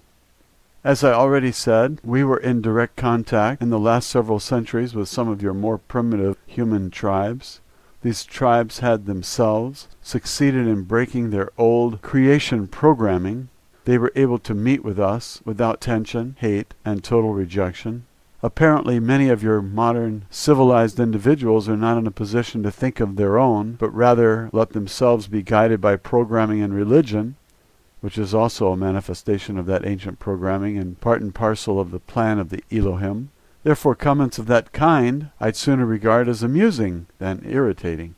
They simply confirm, in large measure for me, my suppositions about your defined mode of thinking. Therefore, you are not the species of the evil one, as remarked earlier. How am I supposed to answer that? Your people still think according to a simple and completely inappropriate scheme of generalizations. Simply put, there are absolutely no purely evil species. There exist in every terrestrial and extraterrestrial species alike, both good and evil individuals. It's even true of your own people, but there are no such thing as an absolutely evil species. This conception is really very primitive. Your people have believed from time immemorial what you're supposed to believe, what was foreseen for you to believe by your creators. Every well-known species, even the more highly developed ones, consists of a great number of individual consciousnesses. At least a portion of the consciousness is an individual. Even though there are connecting fields of consciousness, these self-sufficient spirits are able to decide freely for themselves a lifestyle which is either good or evil, according to your own human standards. It depends, again, on the respective point of view. Your people are not necessarily in a position to judge whether the deeds of a much more highly developed species are good or evil, because you stand at a lower observation point from which an assessment is not possible. Your simple words, good and evil, are in any case examples of a tendency towards generalization, and in my language there are many concepts for various shades of meaning of individual behaviors in comparison to the norms of a society. Even those extraterrestrial species which are inclined to act with antagonism toward you are not species of the evil one, even though they operate negatively with respect to your own race. They do this for their own reasons, and do not regard themselves as evil. Were your structured way of thinking more linear and more focused as theirs is, then you would also behave in such a fashion. The attitude of a species towards other kinds of existence naturally depends very heavily on its respective structured way of thinking. Each species sets its own priorities. To classify that as good or evil is really quite primitive.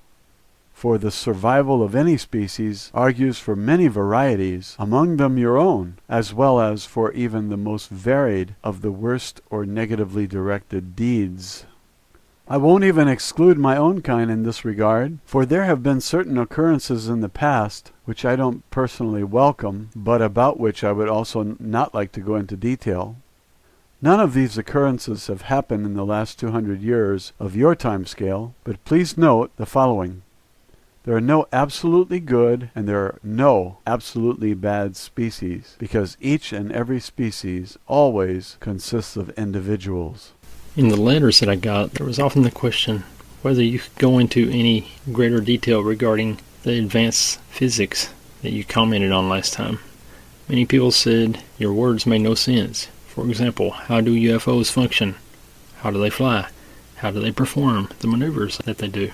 I ought to explain that to people? That's not all that simple. Let me think about it for a minute. I always have to use very simple words in order to make clear to you the basic principles of a higher kind of science. Let's try this. You have to be clear about some fundamental facts. The very first thing is that you must divide up the conception of the physical world, because each existence consists of different layers. Let's say, for simplicity's sake, that it consists of a material illusion and a sphere of influence. Translator's note: no legitimate translation exists for this word, feldrum. Feld means field, rum means space or room, expanse. Therefore, I'm translating it as sphere of influence. Certain physical conditions are associated only with the realm of the material, as in concrete, while other and more complicated conditions are associated only with the sphere of influence of the material world.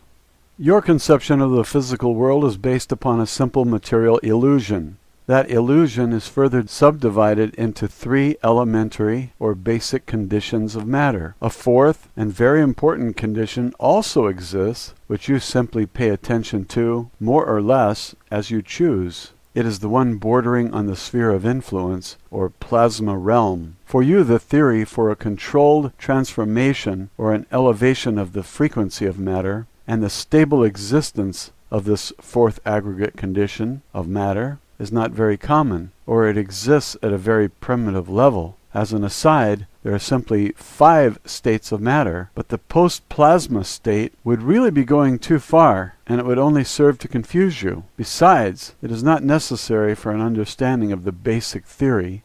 It is connected with diverse phenomena which you would characterize as paranormal. Now back to the essentials. Plasma now, with plasma I don't mean just hot gas, as the concept is generally simplified by your people, but rather I mean a higher aggregate of condition of matter. The plasma state of matter is a special form of matter which lies between its real existence and the sphere of influence, that is, a complete loss of mass and pure accretion of energy of various forms whenever matter is pushed or shoved. Note, no explanation was given for the use of the word pushed, shoved, as used in this context. Your guess is as good as mine. The fourth state of matter is very important for certain physical conditions, which can be used, for example, to, how should I express this to you, generate anti-gravity. That's a rather strange human word and not really correct, but you ought to understand it better this way. Essentially, in the world of real physics, there are no bipolar forces, but rather only observer-dependent reflective behavior of a single large unified force at different levels. With anti-gravity, or the displacement of gravitational characteristics into levels, one can, for example, cause apparently solid matter to levitate. This method is employed partly by us and by extraterrestrials as well as a means of propulsion for their UFOs. You people are moving on a really primitive level towards a similar principle for your secret military projects, but since you have more or less stolen this technology, and it was later falsely passed on to you intentionally by the extraterrestrials, you lack the real physical understanding. As a result, you have to struggle with problems of instability and radiation with your UFOs. According to my information, there have been a great number of deaths of your people because of intense radiation and field disturbances. Don't you agree this is also an example of the business regarding the question of good and evil? You people play with unknown forces and thereby accept the death of your colleagues of your own kind, for they are dying for a greater cause, namely for the advancement of your technology, which as a result is being put into place once again for the purpose of war, that is, for negative pursuits. Now one can give you the benefit of the doubt that only the least number of your kind have any knowledge about these alien projects, which are, as you explain it, top secret. It was told to you that the higher the ordinal or ranking number of basic matter, the simpler the heightening of the condition. But that is only partially correct. If you can't circumvent these powers, then you're better off not attempting it. But your kind has always been ignorant, and has from time immemorial tried to play around with forces which you have not even understood. Why would that ever change? You remember this business of copper fusion? By the means of the fluctuation at right angle with the induced radiation field, copper is fused with other elements. The illusion of matter is fused. The fields in the sphere of influence overlap each other, but the main force would be reflected by that process and would assume a quasi-bipolar character. The resulting connection in the field would therefore not be stable in the normal condition of matter and unsuited for tasks. As a result, the entire field spectrum is shifted to a higher plasma-like condition, whereby the spectrum comes together with this harsh shifting to the opposite pole side. The word is not correct, of the force field, and it resembles quite closely a gravitational shift. This shifting causes a tilting of the repulsing quasi-bipolar force, which now no longer flows to the interior of the force field, but rather flows partly to the exterior of the field. Oh. The result is an interstratifying reflective force field, which is very difficult to modulate within certain technical boundaries in relation to its own characteristics. It can also carry out a multiplicity of tasks, as for example, causing massive flying objects to be levitated and maneuvered. It can also exert a camouflage function in the realm of electromagnetic radiation, as well as manipulate temporal sequences of events, indeed only to very limited extent, and other things as well. Are you familiar with your quantum tunnel effect? Even the amplitude equalizations among genuine matter can be achieved with one of those kinds of fields if the frequency and the distance from the plane of the field are high enough. Unfortunately, the whole thing that I have explained to you in your words has come out rather primitive, I'm afraid. It sounds rather strange and certainly impossible for your comprehension, but perhaps this simple explanation can be of some use to you in helping you understand, but then again, maybe not. Is there a scientific substantiation for paranormal powers, as for example with your powers of thought? Yes, in order to explain that, one has to acknowledge the physical reality of the sphere of influence Feldraum. I'll try to do it. Wait just a second. You're going to have to separate yourself mentally from the illusion that that which you see is the true nature of the universe. It is, at best, the surface of a side. Oh. Imagine for yourself that all the matter here, you see this table, this pencil, this technical device, this paper, does not really exist, but that it is rather only the result of a field oscillation and a concentration of energy. Whoa. All matter, you see, every creature, every planet and star in this universe has an information energy equivalent in the sphere of influence, which is located on a main field, the general level of things. Now there is not only one level, but several. Last time I mentioned that highly developed species, which is capable of changing levels, which is something completely different from the simple bubble changing. For bubbles are part of each and every level. Do you understand? Dimensions, as you call them, are part of a solitary bubble. Bubbles, or universal foam, are a part of a level. And levels are layers in the sphere of influence. While the sphere of influence, acting in the capacity of single physical size, is essentially unending. It is composed of innumerable information energy layers and general levels. There are in the sphere of influence no null levels. All are the same, but they are separated by means of their energy conditions. I notice that I'm confusing you now. I think I ought to stop with this explanation. No, please continue. How do concrete paranormal powers arise? Well, okay then. Let's try something simpler. Again, it is not completely correct, but let me begin in this manner. Tangible matter on this side is mirrored in the sphere of influence, Feldraum, as a field with distinct layers. These layers contain information, as an example, about the simple structure of matter or the string frequency. But also there is stored information stemming from the development of matter. Are you familiar with the human concept of morphogenetic fields? One part of the layer could be designated as such. Now there is still another intermediary layer, for which you unfortunately have no human concept, since the theory is not common in human thinking. Oh, wow. Let's call it a paralayer, for this layer is mainly responsible for everything which you call PSI and paranormal, and which lies outside the boundaries of your primitive science. This paralayer lies between the layers of matter and the morphogenic layers of a field in the sphere of influence. It can actively integrate with both. Your body, for example, is mirrored as a field in the sphere of influence, Feldraum. That doesn't mean that it does not also exist here as well as flesh, blood, and bones, in the form of matter, strings, or atoms. But not only that. Existence is always a duality. Some layers of the field contain simple information about the solid matter of your body and its frequency, while other layers contain information about your spirit, your consciousness, or speaking from a human religious point of view, your soul. Awareness or consciousness in this case is a simple energy matrix divided into different layers of your field in the sphere of influence. Nothing more, nothing less.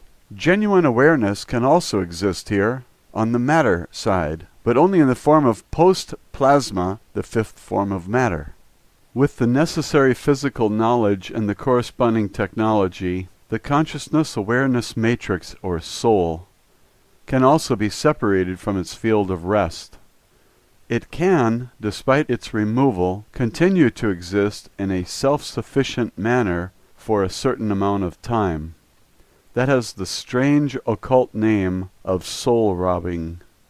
But above all, we're talking about science here, not about magic or dark forces. Comment by Oli K.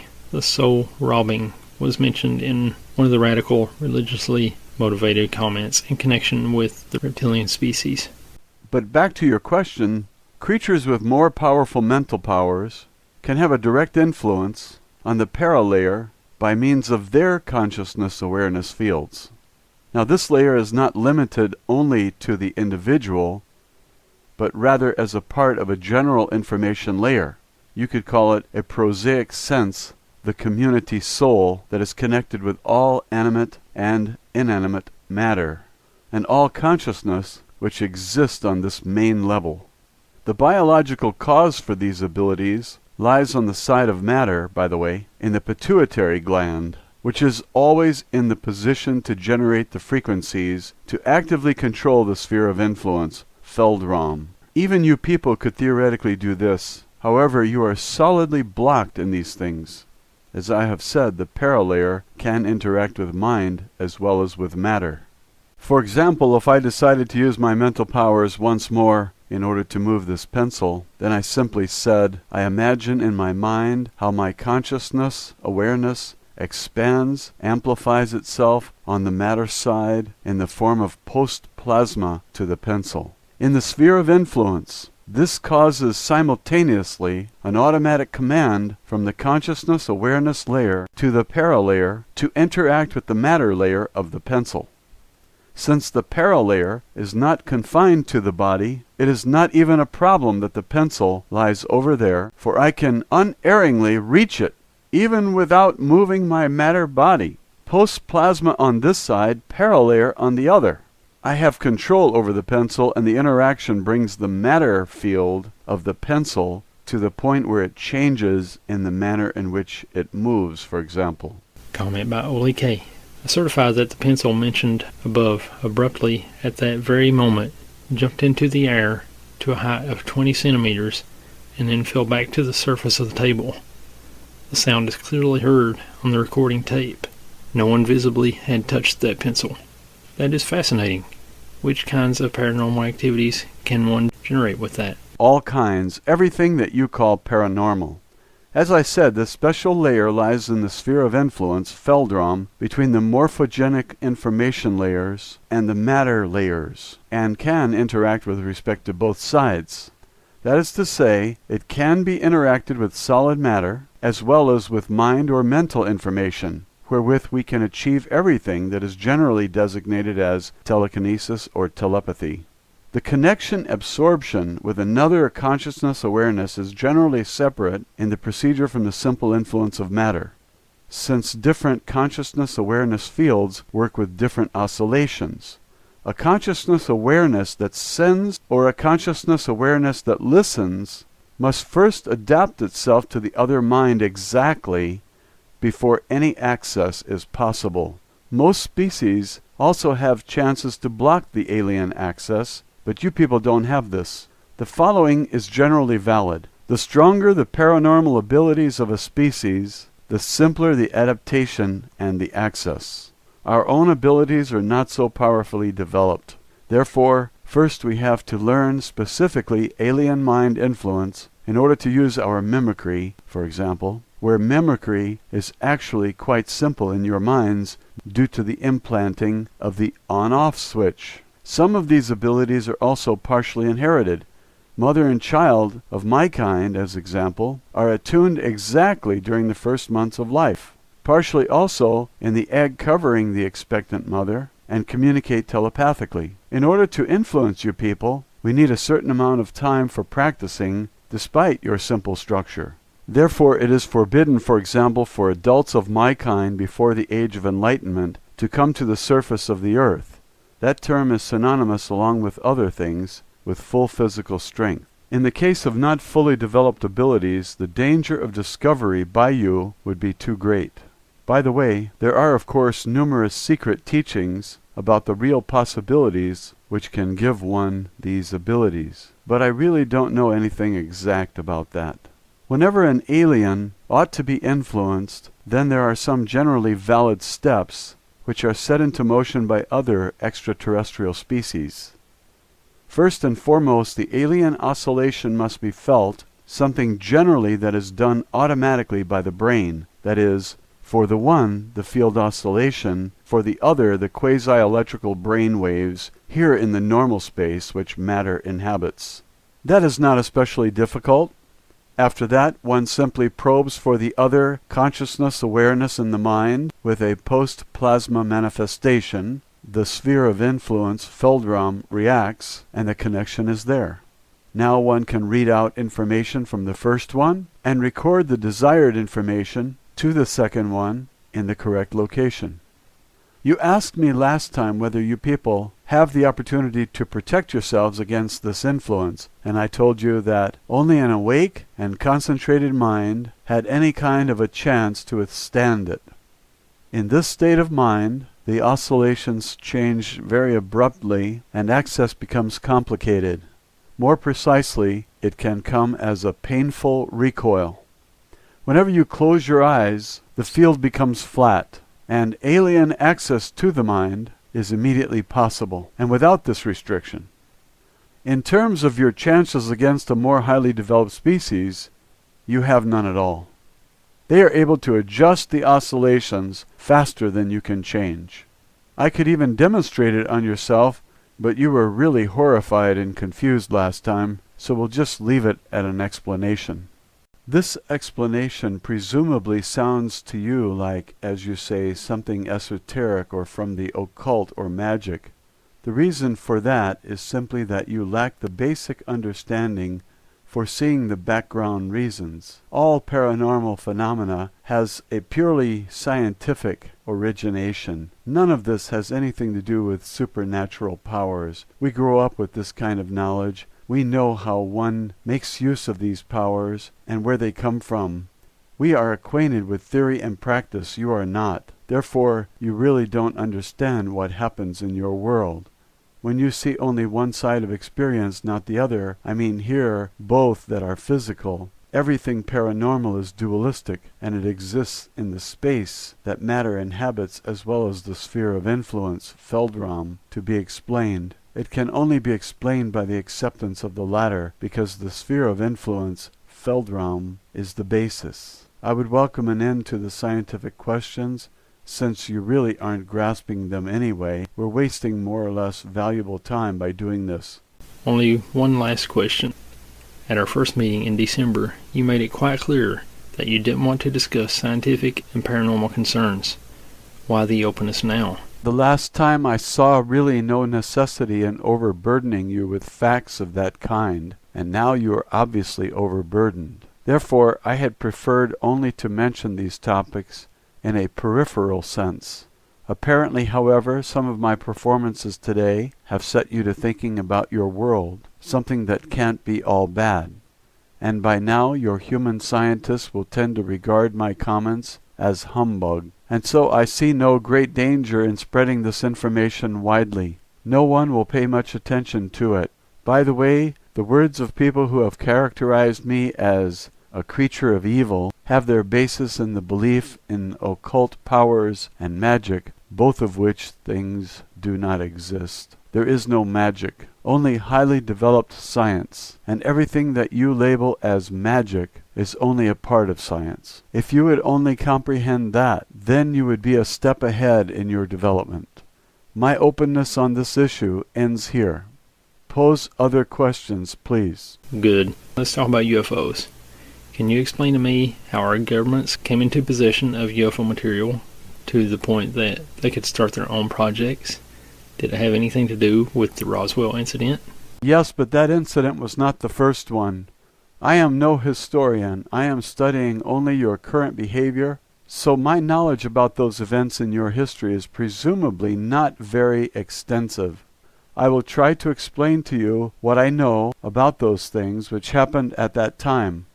Let me think about it for a second. In the years 1946 to 1953, in your time scale, there are 5 cases where the extraterrestrial ships crashed to the surface of the Earth. In that crash which you call the Roswell incident, there was not only 1 alien ship involved, but 2 that crashed after a collision in different parts of the land in the West, the one you call the USA. You have to know that the ships of this particular species can remain levitating in the air for a particular period of time, even though they are damaged. That accounts for the spatial difference in their crash locations. These were indeed not the first crashes, but by that time the second and the third. Another ship had crashed in 1946, but it was destroyed beyond usability. One thing first before the explanation. It certainly sounds ridiculous to you that such highly developed extraterrestrial ships simply crash, and that a relatively large number did so in a relatively short amount of time.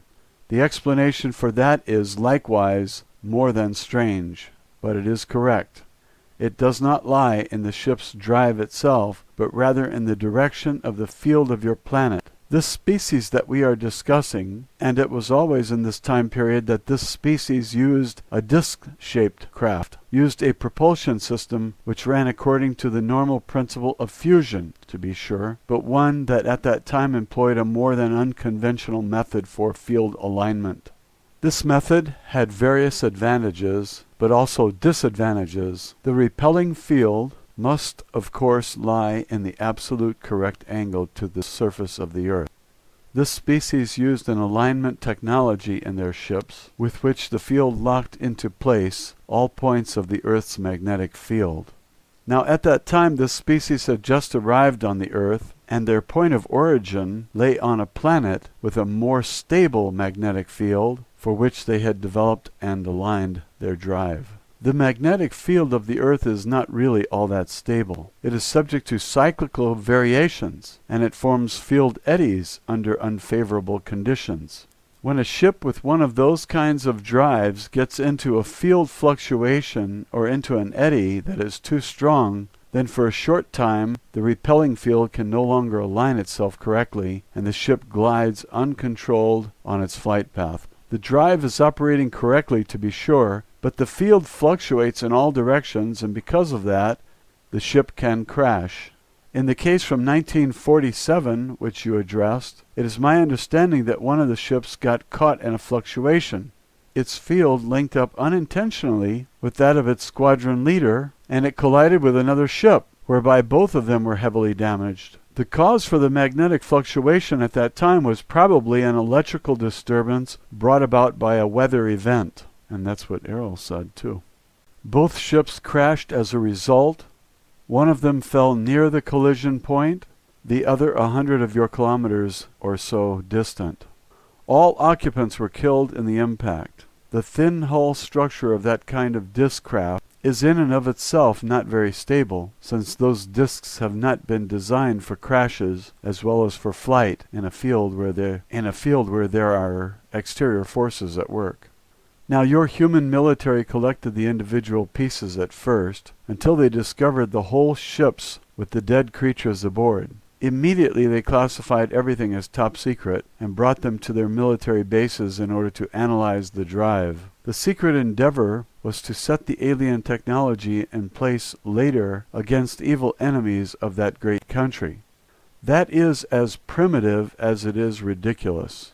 I believe I remember, I don't want to specify exactly your date, that it was probably between 1949 and 1952 that there was a rather bad accident during some research being done on one of the wrecks. According to what I heard, what members of my species were told by members of that government, it resulted in an unintentional activation of one of the drive components in the unshielded condition. As a result, for a very short period of time, how should I phrase this? There was an unchecked shift of the environment to a plasma-like condition, which on the other hand, through a very, very unfortunate accident, caused an overturning of the general power field into a magnetic pulse of immense power. Do you have any idea what kind of an effect a plasma magnetic jolt has when it comes in contact with an organism? No, how should you know that? Of course you don't. Disturbance in the structure of the field and bioelectric feedback. Imagine, if you will, a body which is engulfed in bright flames for 3 or 4 of your days. Those flames apparently do not go out, and they burn the body right down to its last constituents. Well, then you have an approximate impression of what happened. I think 20 or 30 of your scientists were killed in that lab. 2 further crashes occurred in 1950 and 1953 in the water catchment area of the American continent. Those ships were able to be recovered from the crashes relatively intact. The one in 1953, as I remember, even had an intact drive core. It was by means of that device that you saw for the first time that you had understood the entire concept fully incorrectly, and that you had reconstructed it fully incorrectly. Even today you still don't have it right. That species which had built the ships in the first place, a species which I, by the way, count among those who are unfriendly towards you, was naturally worried about the investigation of their own technology by your kind. They did not want, however, at that early point in time, to begin direct conflict with you. And so they chose the diplomatic path and came into contact with that government during your 1960s. Of course, they did not divulge the reasons for their being there, copper, hydrogen, air, but rather they pretended to be curious researchers and offered to show people the functioning principle of the ships, whereby they would expect in return some favors. Simple-minded as you are, you of course agreed to it and were deceived. You gave them raw materials, you gave them secured locations for their bases, and you gave them access to your most secret defense data. You gave them access to your DNA and much more, and all just to quench your greed for power and information. The alien species, of course, quickly noticed that they were dealing with simple-minded creatures, and they gave you false and inferior information about their technology, so that they receive much more out of the collaboration than your kind do. For example, they gave you information that the drive can only be constructed with unstable elements of higher ranking number, but they withheld the information that the field drive can be constructed with various modifications to work as well with stable elements of a lower periodic number, and generally that's the way it's done. Through these half-truths, they made you dependent on the synthesizing of high-numbered elements and thereby renewed by their own technology. Their clues to the construction of your UFOs were laid out in such a way that the solution to old problems caused new problems to arise simultaneously. They never told you the complete truth, but always built in, again and again, clever lies which later led to technical problems and to your dependence on them. In the last years of your 1970s and your early 1980s, it finally came down to various events between the alien species and that human government. I don't want to go into detail here, since there is much that even I am not exactly sure of. The whole thing lay in the context, with some new, or better said, the old technical problems, with your own self-constructed ships whose camouflage and drive partially failed to function in test flights in the open. Because of that, the function of secrecy was threatened. Your military and your politicians slowly, very slowly, came to the conclusion after more than 20 years of this that they had been deceived by that alien species. Multitudinous incongruities and overstepping of bounds of the treaties by both sides finally led to an altercation between you and the extraterrestrials, which culminated in the liftoff of 3 of the alien aerial objects through a special, EMP, electromagnetic pulse weapon, and a military skirmish at one of their underground installations. As a consequence of these attacks, the alien species ultimately withdrew from all contact with you and was understandably more than angered about your kind. Therefore, I count these extraterrestrials among the 3 groups who are hostile toward you, and while the other 2 are more occupied with their own business, among them waging a cold war for dominance on your planet, your old friends and partners are preparing to study themselves finally with the sole and absolute dominance over raw materials and human DNA. At the moment, it is probably true that they lack some of the technical possibilities and the large amount of forces which they need in order to achieve their goals directly. In spite of that, we are counting on negative actions, possibly ever of a more subtle kind, against you in the next few years or decades. Will the other extraterrestrial species undertake nothing against these warlike actions? Specifically, something ought to be on Earth for the more highly developed species? You're wrong there. Specifically, for the more highly developed species, there is simply, at the very least, your fate. You are animals for them. Animals in a very large lab. Understandably, an alien intervention on your planet would disturb their projects, but I don't think that they accept a confrontation with other species for it. Many of them could look for another research planet for themselves, or they could study over a long distance your behavior and your consciousness awareness, since crisis situations could have an attraction for their studies. Whenever you people take a look at an anthill, and another person comes along and steps on the anthill, what do? You go on your way, or you search for another anthill, or you observe the ants in their crisis condition. But would one of you, even though he were larger and more powerful than the one who stepped on the anthill in the first place, defend the meaningless ants? No. You have to imagine yourself the viewpoint of the more highly advanced creatures. You are the ants. Don't expect any help from them. Of course, we would also ask for help when it became clear that your old partners were ganging up on you. Some members of that human government are fully aware of our existence, also partially owing to an old religious basis.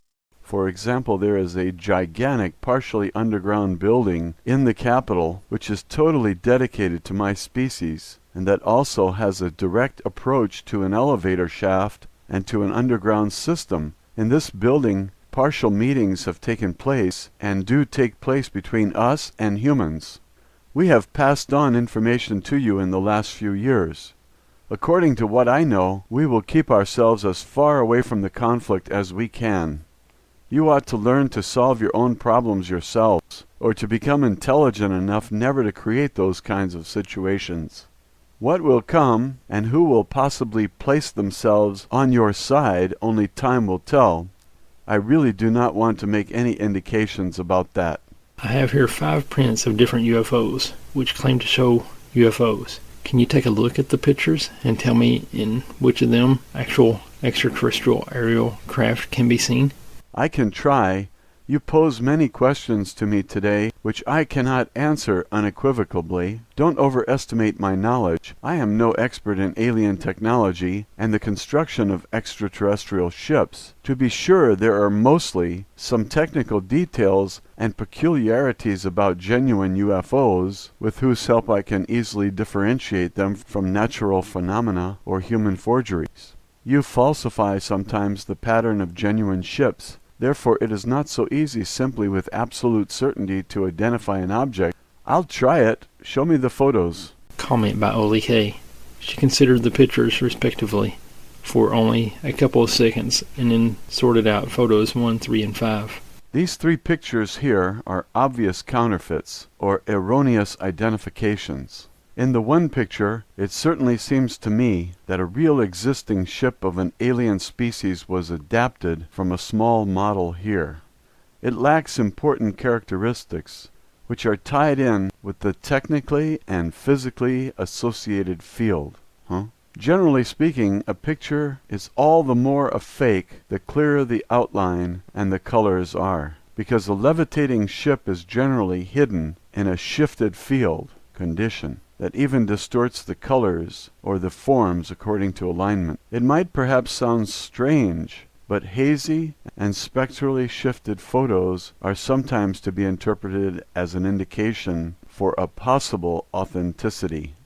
By the way, this object is floating above the water. If it were a genuine ship, we would have to see in any case either a trough or swell on the surface. Since the surface is flat, it is obviously not a genuine ship. In my opinion, none of these three pictures show genuine objects in flight or UFOs. Here in this picture, I see above all no artificial object in flight. It seems much more to deal with only a light reflex in your simple optical cameras. You really ought to be intelligent enough not to fall for a mix-up like that. When your general public chases counterfeits and frauds for a long time, then they will presumably discover too late what's really going on in front of them in their atmosphere. Photo 2 is from Albausik, France, 1974. So maybe you can find that on Google or something. I don't know what they're referring to. This one seems to be genuine. At least it displays the necessary characteristics. I would assign it at first glance to an alien species who have been visiting your planet for the last 35 years or so. The object itself is metallic and disc-shaped. Certainly it is distorted in form and color by means of a field effect. These four white and very long processes on the underside of the ship itself portray a kind of quasi-gravitational light manipulation. That is, the universal force field is being shifted in the direction of a simulated gravity. Actually, it is not genuine light.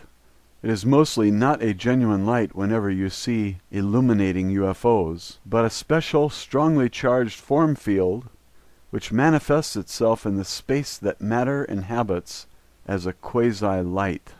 Whoa. The reason for the activation of this special high-energy system in an atmosphere is not completely clear to me. It's possible that it is a kind of investigating or influencing of the environment. In any case, it is terribly careless of that species to allow this technology to be photographed by humans. Well, I guess that most of you just plain don't understand it. And those who do will not say anything about it to the general public. Photo 4, Petite Rechain, Belgium, 1990. This is in fact a genuine aerial object. It is in no way extraterrestrial. Triangular aerial objects in flight are simply not used by alien species, or not in this form, at least. That streamlined kind of form is a human concept. It is one of your own secret military projects that you build with the help of immature alien technology. Technology that was handed over to you by the extraterrestrials during the 1960s and 1970s. Generally, the form of the hull for a genuine extraterrestrial ship is of no consequence. For inside the field itself, there are no exterior forces that have any effect there. In general, the ships have a rounded-off form, and they are built without hard edges, as a disc or cylinder, so the field can flow more easily. Your projects decree that along with the alien drive field, there also be a conventional jet engine system. Therefore, they are always triangular, and built thus with streamlining in order to be steerable with this primitive recoil principle. In the example here, the ship glides above all on its genuine field drive. Do you see the distortion and the quasi-light in the rotating cylinders? This is an unmistakable indication for the authenticity of the photo. But why, you might ask, are there 4 cylinders? That's unusual. Even the interval seems to be incorrect. The coloring is very dark, and the interior optical distortion is very noticeable, presumably a reconstruction of the original system by your scientists, since the alien species has not given you any more information since the disagreement. They are rebuilding the system single-handedly, without actually being able to understand what kind of dangerous thing they are doing there. This construction does not make the system better, only more unstable. Both of the forward cylinders are too close to each other. They will definitely flow into each other. The color shows me a powerful residual radiation. It was probably the case that high elements were used again, as customary for the shifting. It is in any case very dangerous to be unshielded in the vicinity of the field. Did the person who took the photo display any kind of radiation or burn damage? I don't know. Where do these military UFOs come from? From the United States? Yes, I think generally that's true from the Western continent. Why then do they fly over quickly populated areas of Europe? This photo comes from Belgium. That doesn't make any sense. Can you explain? Why is it that only I am able to explain strange human deeds? It's possible that these are long-distance tests, or tests with the electromagnetic camouflage systems. The old enemy of the American nation is on this side of the world, so why shouldn't they test here? At home they've had enough time to have their ships crossing back and forth. Maybe they have aroused too much observation there.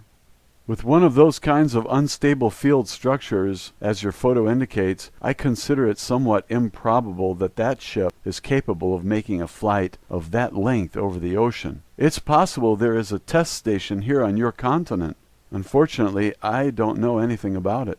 Many readers of the first transcript have posed the question how your original contact with EF came about. I already know the story from your narratives, but could you repeat it here once again for this volume and for the new transcript? Of course. Now, the story began about 2 of your years ago here in Sweden. I have been strongly interested in your species and your behavior since my youth. I had already studied your literature at that time as well as possible.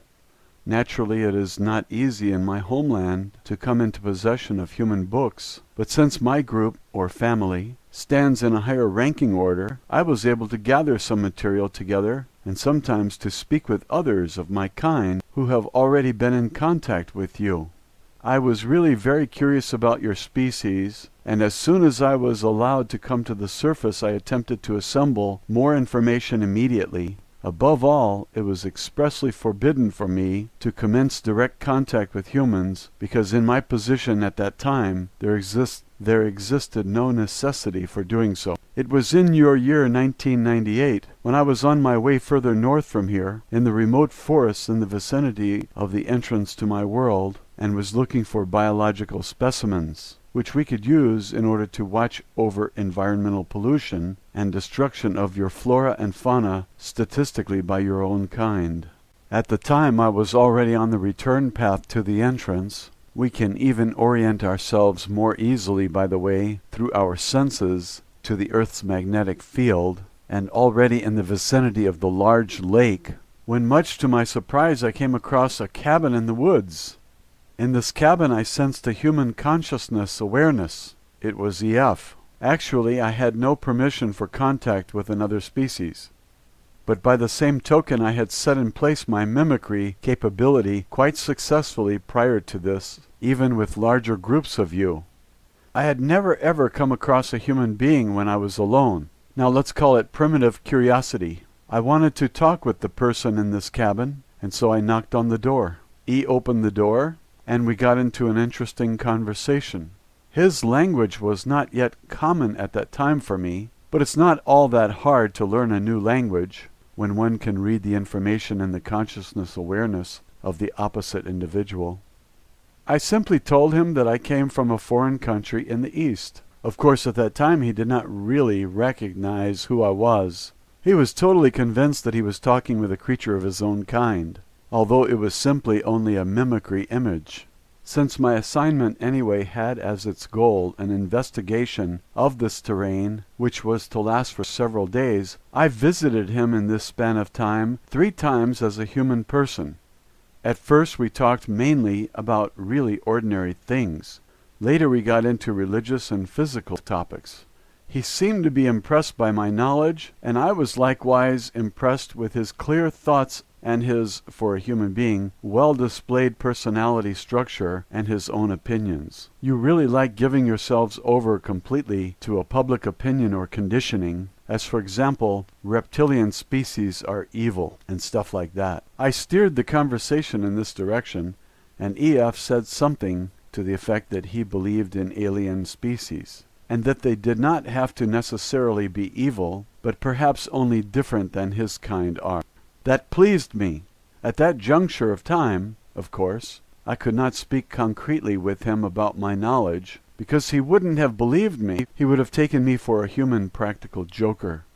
I cultivated the very, very unusual idea for my kind to show him my true exterior, something that I did during our conversation at our 4th meeting in the cabin. Actually, he was predestined for contact. He was open-minded, honest, intelligent, not religiously inclined or conditioned. He lived alone and isolated, and no one would believe him should he decide to go public with his story. I dared to take the step.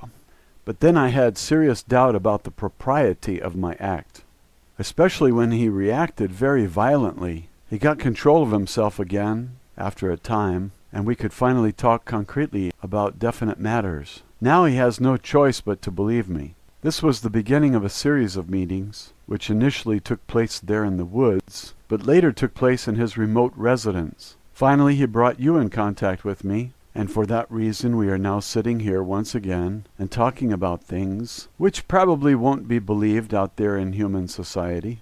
You said you would not have had permission at the time for contacts with human beings. Do you now then have permission to talk with EF and me about all these things, and even to make this scientifically public? Yes, that is difficult to explain and for you to understand. Let's just say I find myself in the position now to arrange this permission without having to take into account any consequences. In this position I am quasi-immune against certain restrictions. Let's look at it that way, yes. If other people want to come into contact with your kind, how do they have a chance to do so? Generally not. We avoid contact with you, and we operate on the surface only in remote areas, and there we use the mimicry techniques in case we should meet some people. That I am talking with you now does not mean that others will follow my example. It goes without saying that you could try to find an entrance to my world and penetrate your way into there. However, that could sooner lead to unpleasant consequences for the infiltrator. You have next to no chances on the surface of recognizing us. You can't even contact us directly. We have to contact you, just as I did with EF. Those kinds of contacts, however, are not the rule, but are very rare occurrences. Can you describe your subterranean homeland location? I can attempt to do so, but I certainly will not tell you where this place is located. My homeland lies in one of our smaller underground settlements to the east of here. I will give you some numbers so you can make a better impression for yourself. Just a minute. I have to try to convert the measurements approximately into your units. It's a dome-shaped cavern at a distance of about 4,300 meters from the Earth's surface. Wow. The cavern was organized as a colony about 3,000 years ago. A major portion of the ceiling structure is artificially integrated into the rock, and the form was remodeled into an almost elegantly proportioned and very flat dome with an oval ground plan. The diameter of the dome, according to your measures, is about 2.5 kilometers. Oh! The height of the dome at the highest point is about 220 meters. Underneath that highest point, in every colony there stands a special whitish-gray cylindrical building, a kind of supporting column, which holds the honeycomb net carrying structure of the dome. This building is the tallest, largest, and oldest in the entire dome, for it is always situated at the first construction, together with the security of the ceiling. In the meantime, of course, there were times when it was completed and reconditioned. That building has a very special name and religious significance. We have only one of those columns. Larger colonies even have more columns, according to the construction of the ceiling. One of the main colonies in Inner Asia, as an example, 9 of those kinds of supports, but that colony is over 25 of your kilometers in size. The central building is generally a center of religion, but also a center for climate control and a center for the behavior and the regulation of the lighting system. We have at our location altogether 5 large artificial light sources which generate your UV light and its warmth through gravitational sources. The air shafts and the light systems from the surface, likewise, run through these columns, and naturally they are very intensely controlled. By the way, we have 3 air shafts and 2 elevator systems there, and even a tunnel connection to the next main colony, which lies approximately 500 kilometers to the southeast. One elevator shaft leads to a cavern near the surface. The other leads to one of our depots for the ships. You remember the cylindrical ships? That is naturally concealed closer to the surface behind a rocky mountain face. Normally there are only 3 ships there. It's a small depot. The other buildings of the colony are, for the most part, concentrically ordered in oval circles around the main supporting column, and they are without exception much flatter, generally only 3 and 20 meters tall.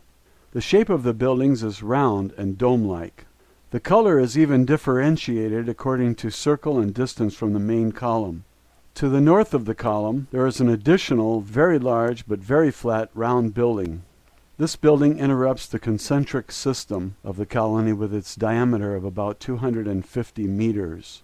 It is the artificial sun zone in which specially illuminated corridors and rooms are housed. In these locations, very powerful ultraviolet light predominates, and they are used in order to warm our blood. There is even a medical dispensary and a meeting room located there. Beyond the outer ring of the colony, there are zones in which animals are kept. You know we must consume flesh as nourishment, and the gardens in which plant nourishment and mushroom culture are cultivated. There is also hot and cold running water there from the subterranean sources. The power station is located on the edge of the colony. The station is driven by fusion as its base, and it supplies the colony and the suns with energy. My group or family lives, by the way, in the 4th ring of buildings out from the central support column. So much in such a short time. To describe to you all the buildings and their tasks would be going too far. It is difficult to describe something like that to you, for it is a completely different set of surroundings and culture from what you are accustomed to in your life on the surface. You really have to see it for yourself to be able to believe it. Will I myself see it sometime? Who knows, maybe. Time brings new opportunities. How many creatures of your kind live in this colony? Approximately 900. That is the end of the interview. Do you have any final message for the readers of the transcript? Yes. I am thoroughly surprised at the many comments to my words. Of course, I'm naturally also disappointed about the religious portrayals of me as the enemy which have been voiced, and which have buried themselves deeply in your mind. You should learn to set yourselves apart from the old conditioning and not stand quasi under the control of something or someone who has already been gone for 5,000 years. You are, after all, free spirits. Those are my final words. Well, that's the end of the Lacerta Files. Hope you enjoyed that. Had a lot of fun with that. Thank you. Back to Constitution, wherever you may be. I have probably about 50 of Back to Constitution's old videos, and I want to do more stuff like this. I think it'd be fun, so stay tuned for that. If you've got a true scary story to share, send an email to indarkplacespod@hotmail.com. Thanks to all the crew at Nighthawk Radio. We'll see you again right here next week. God bless.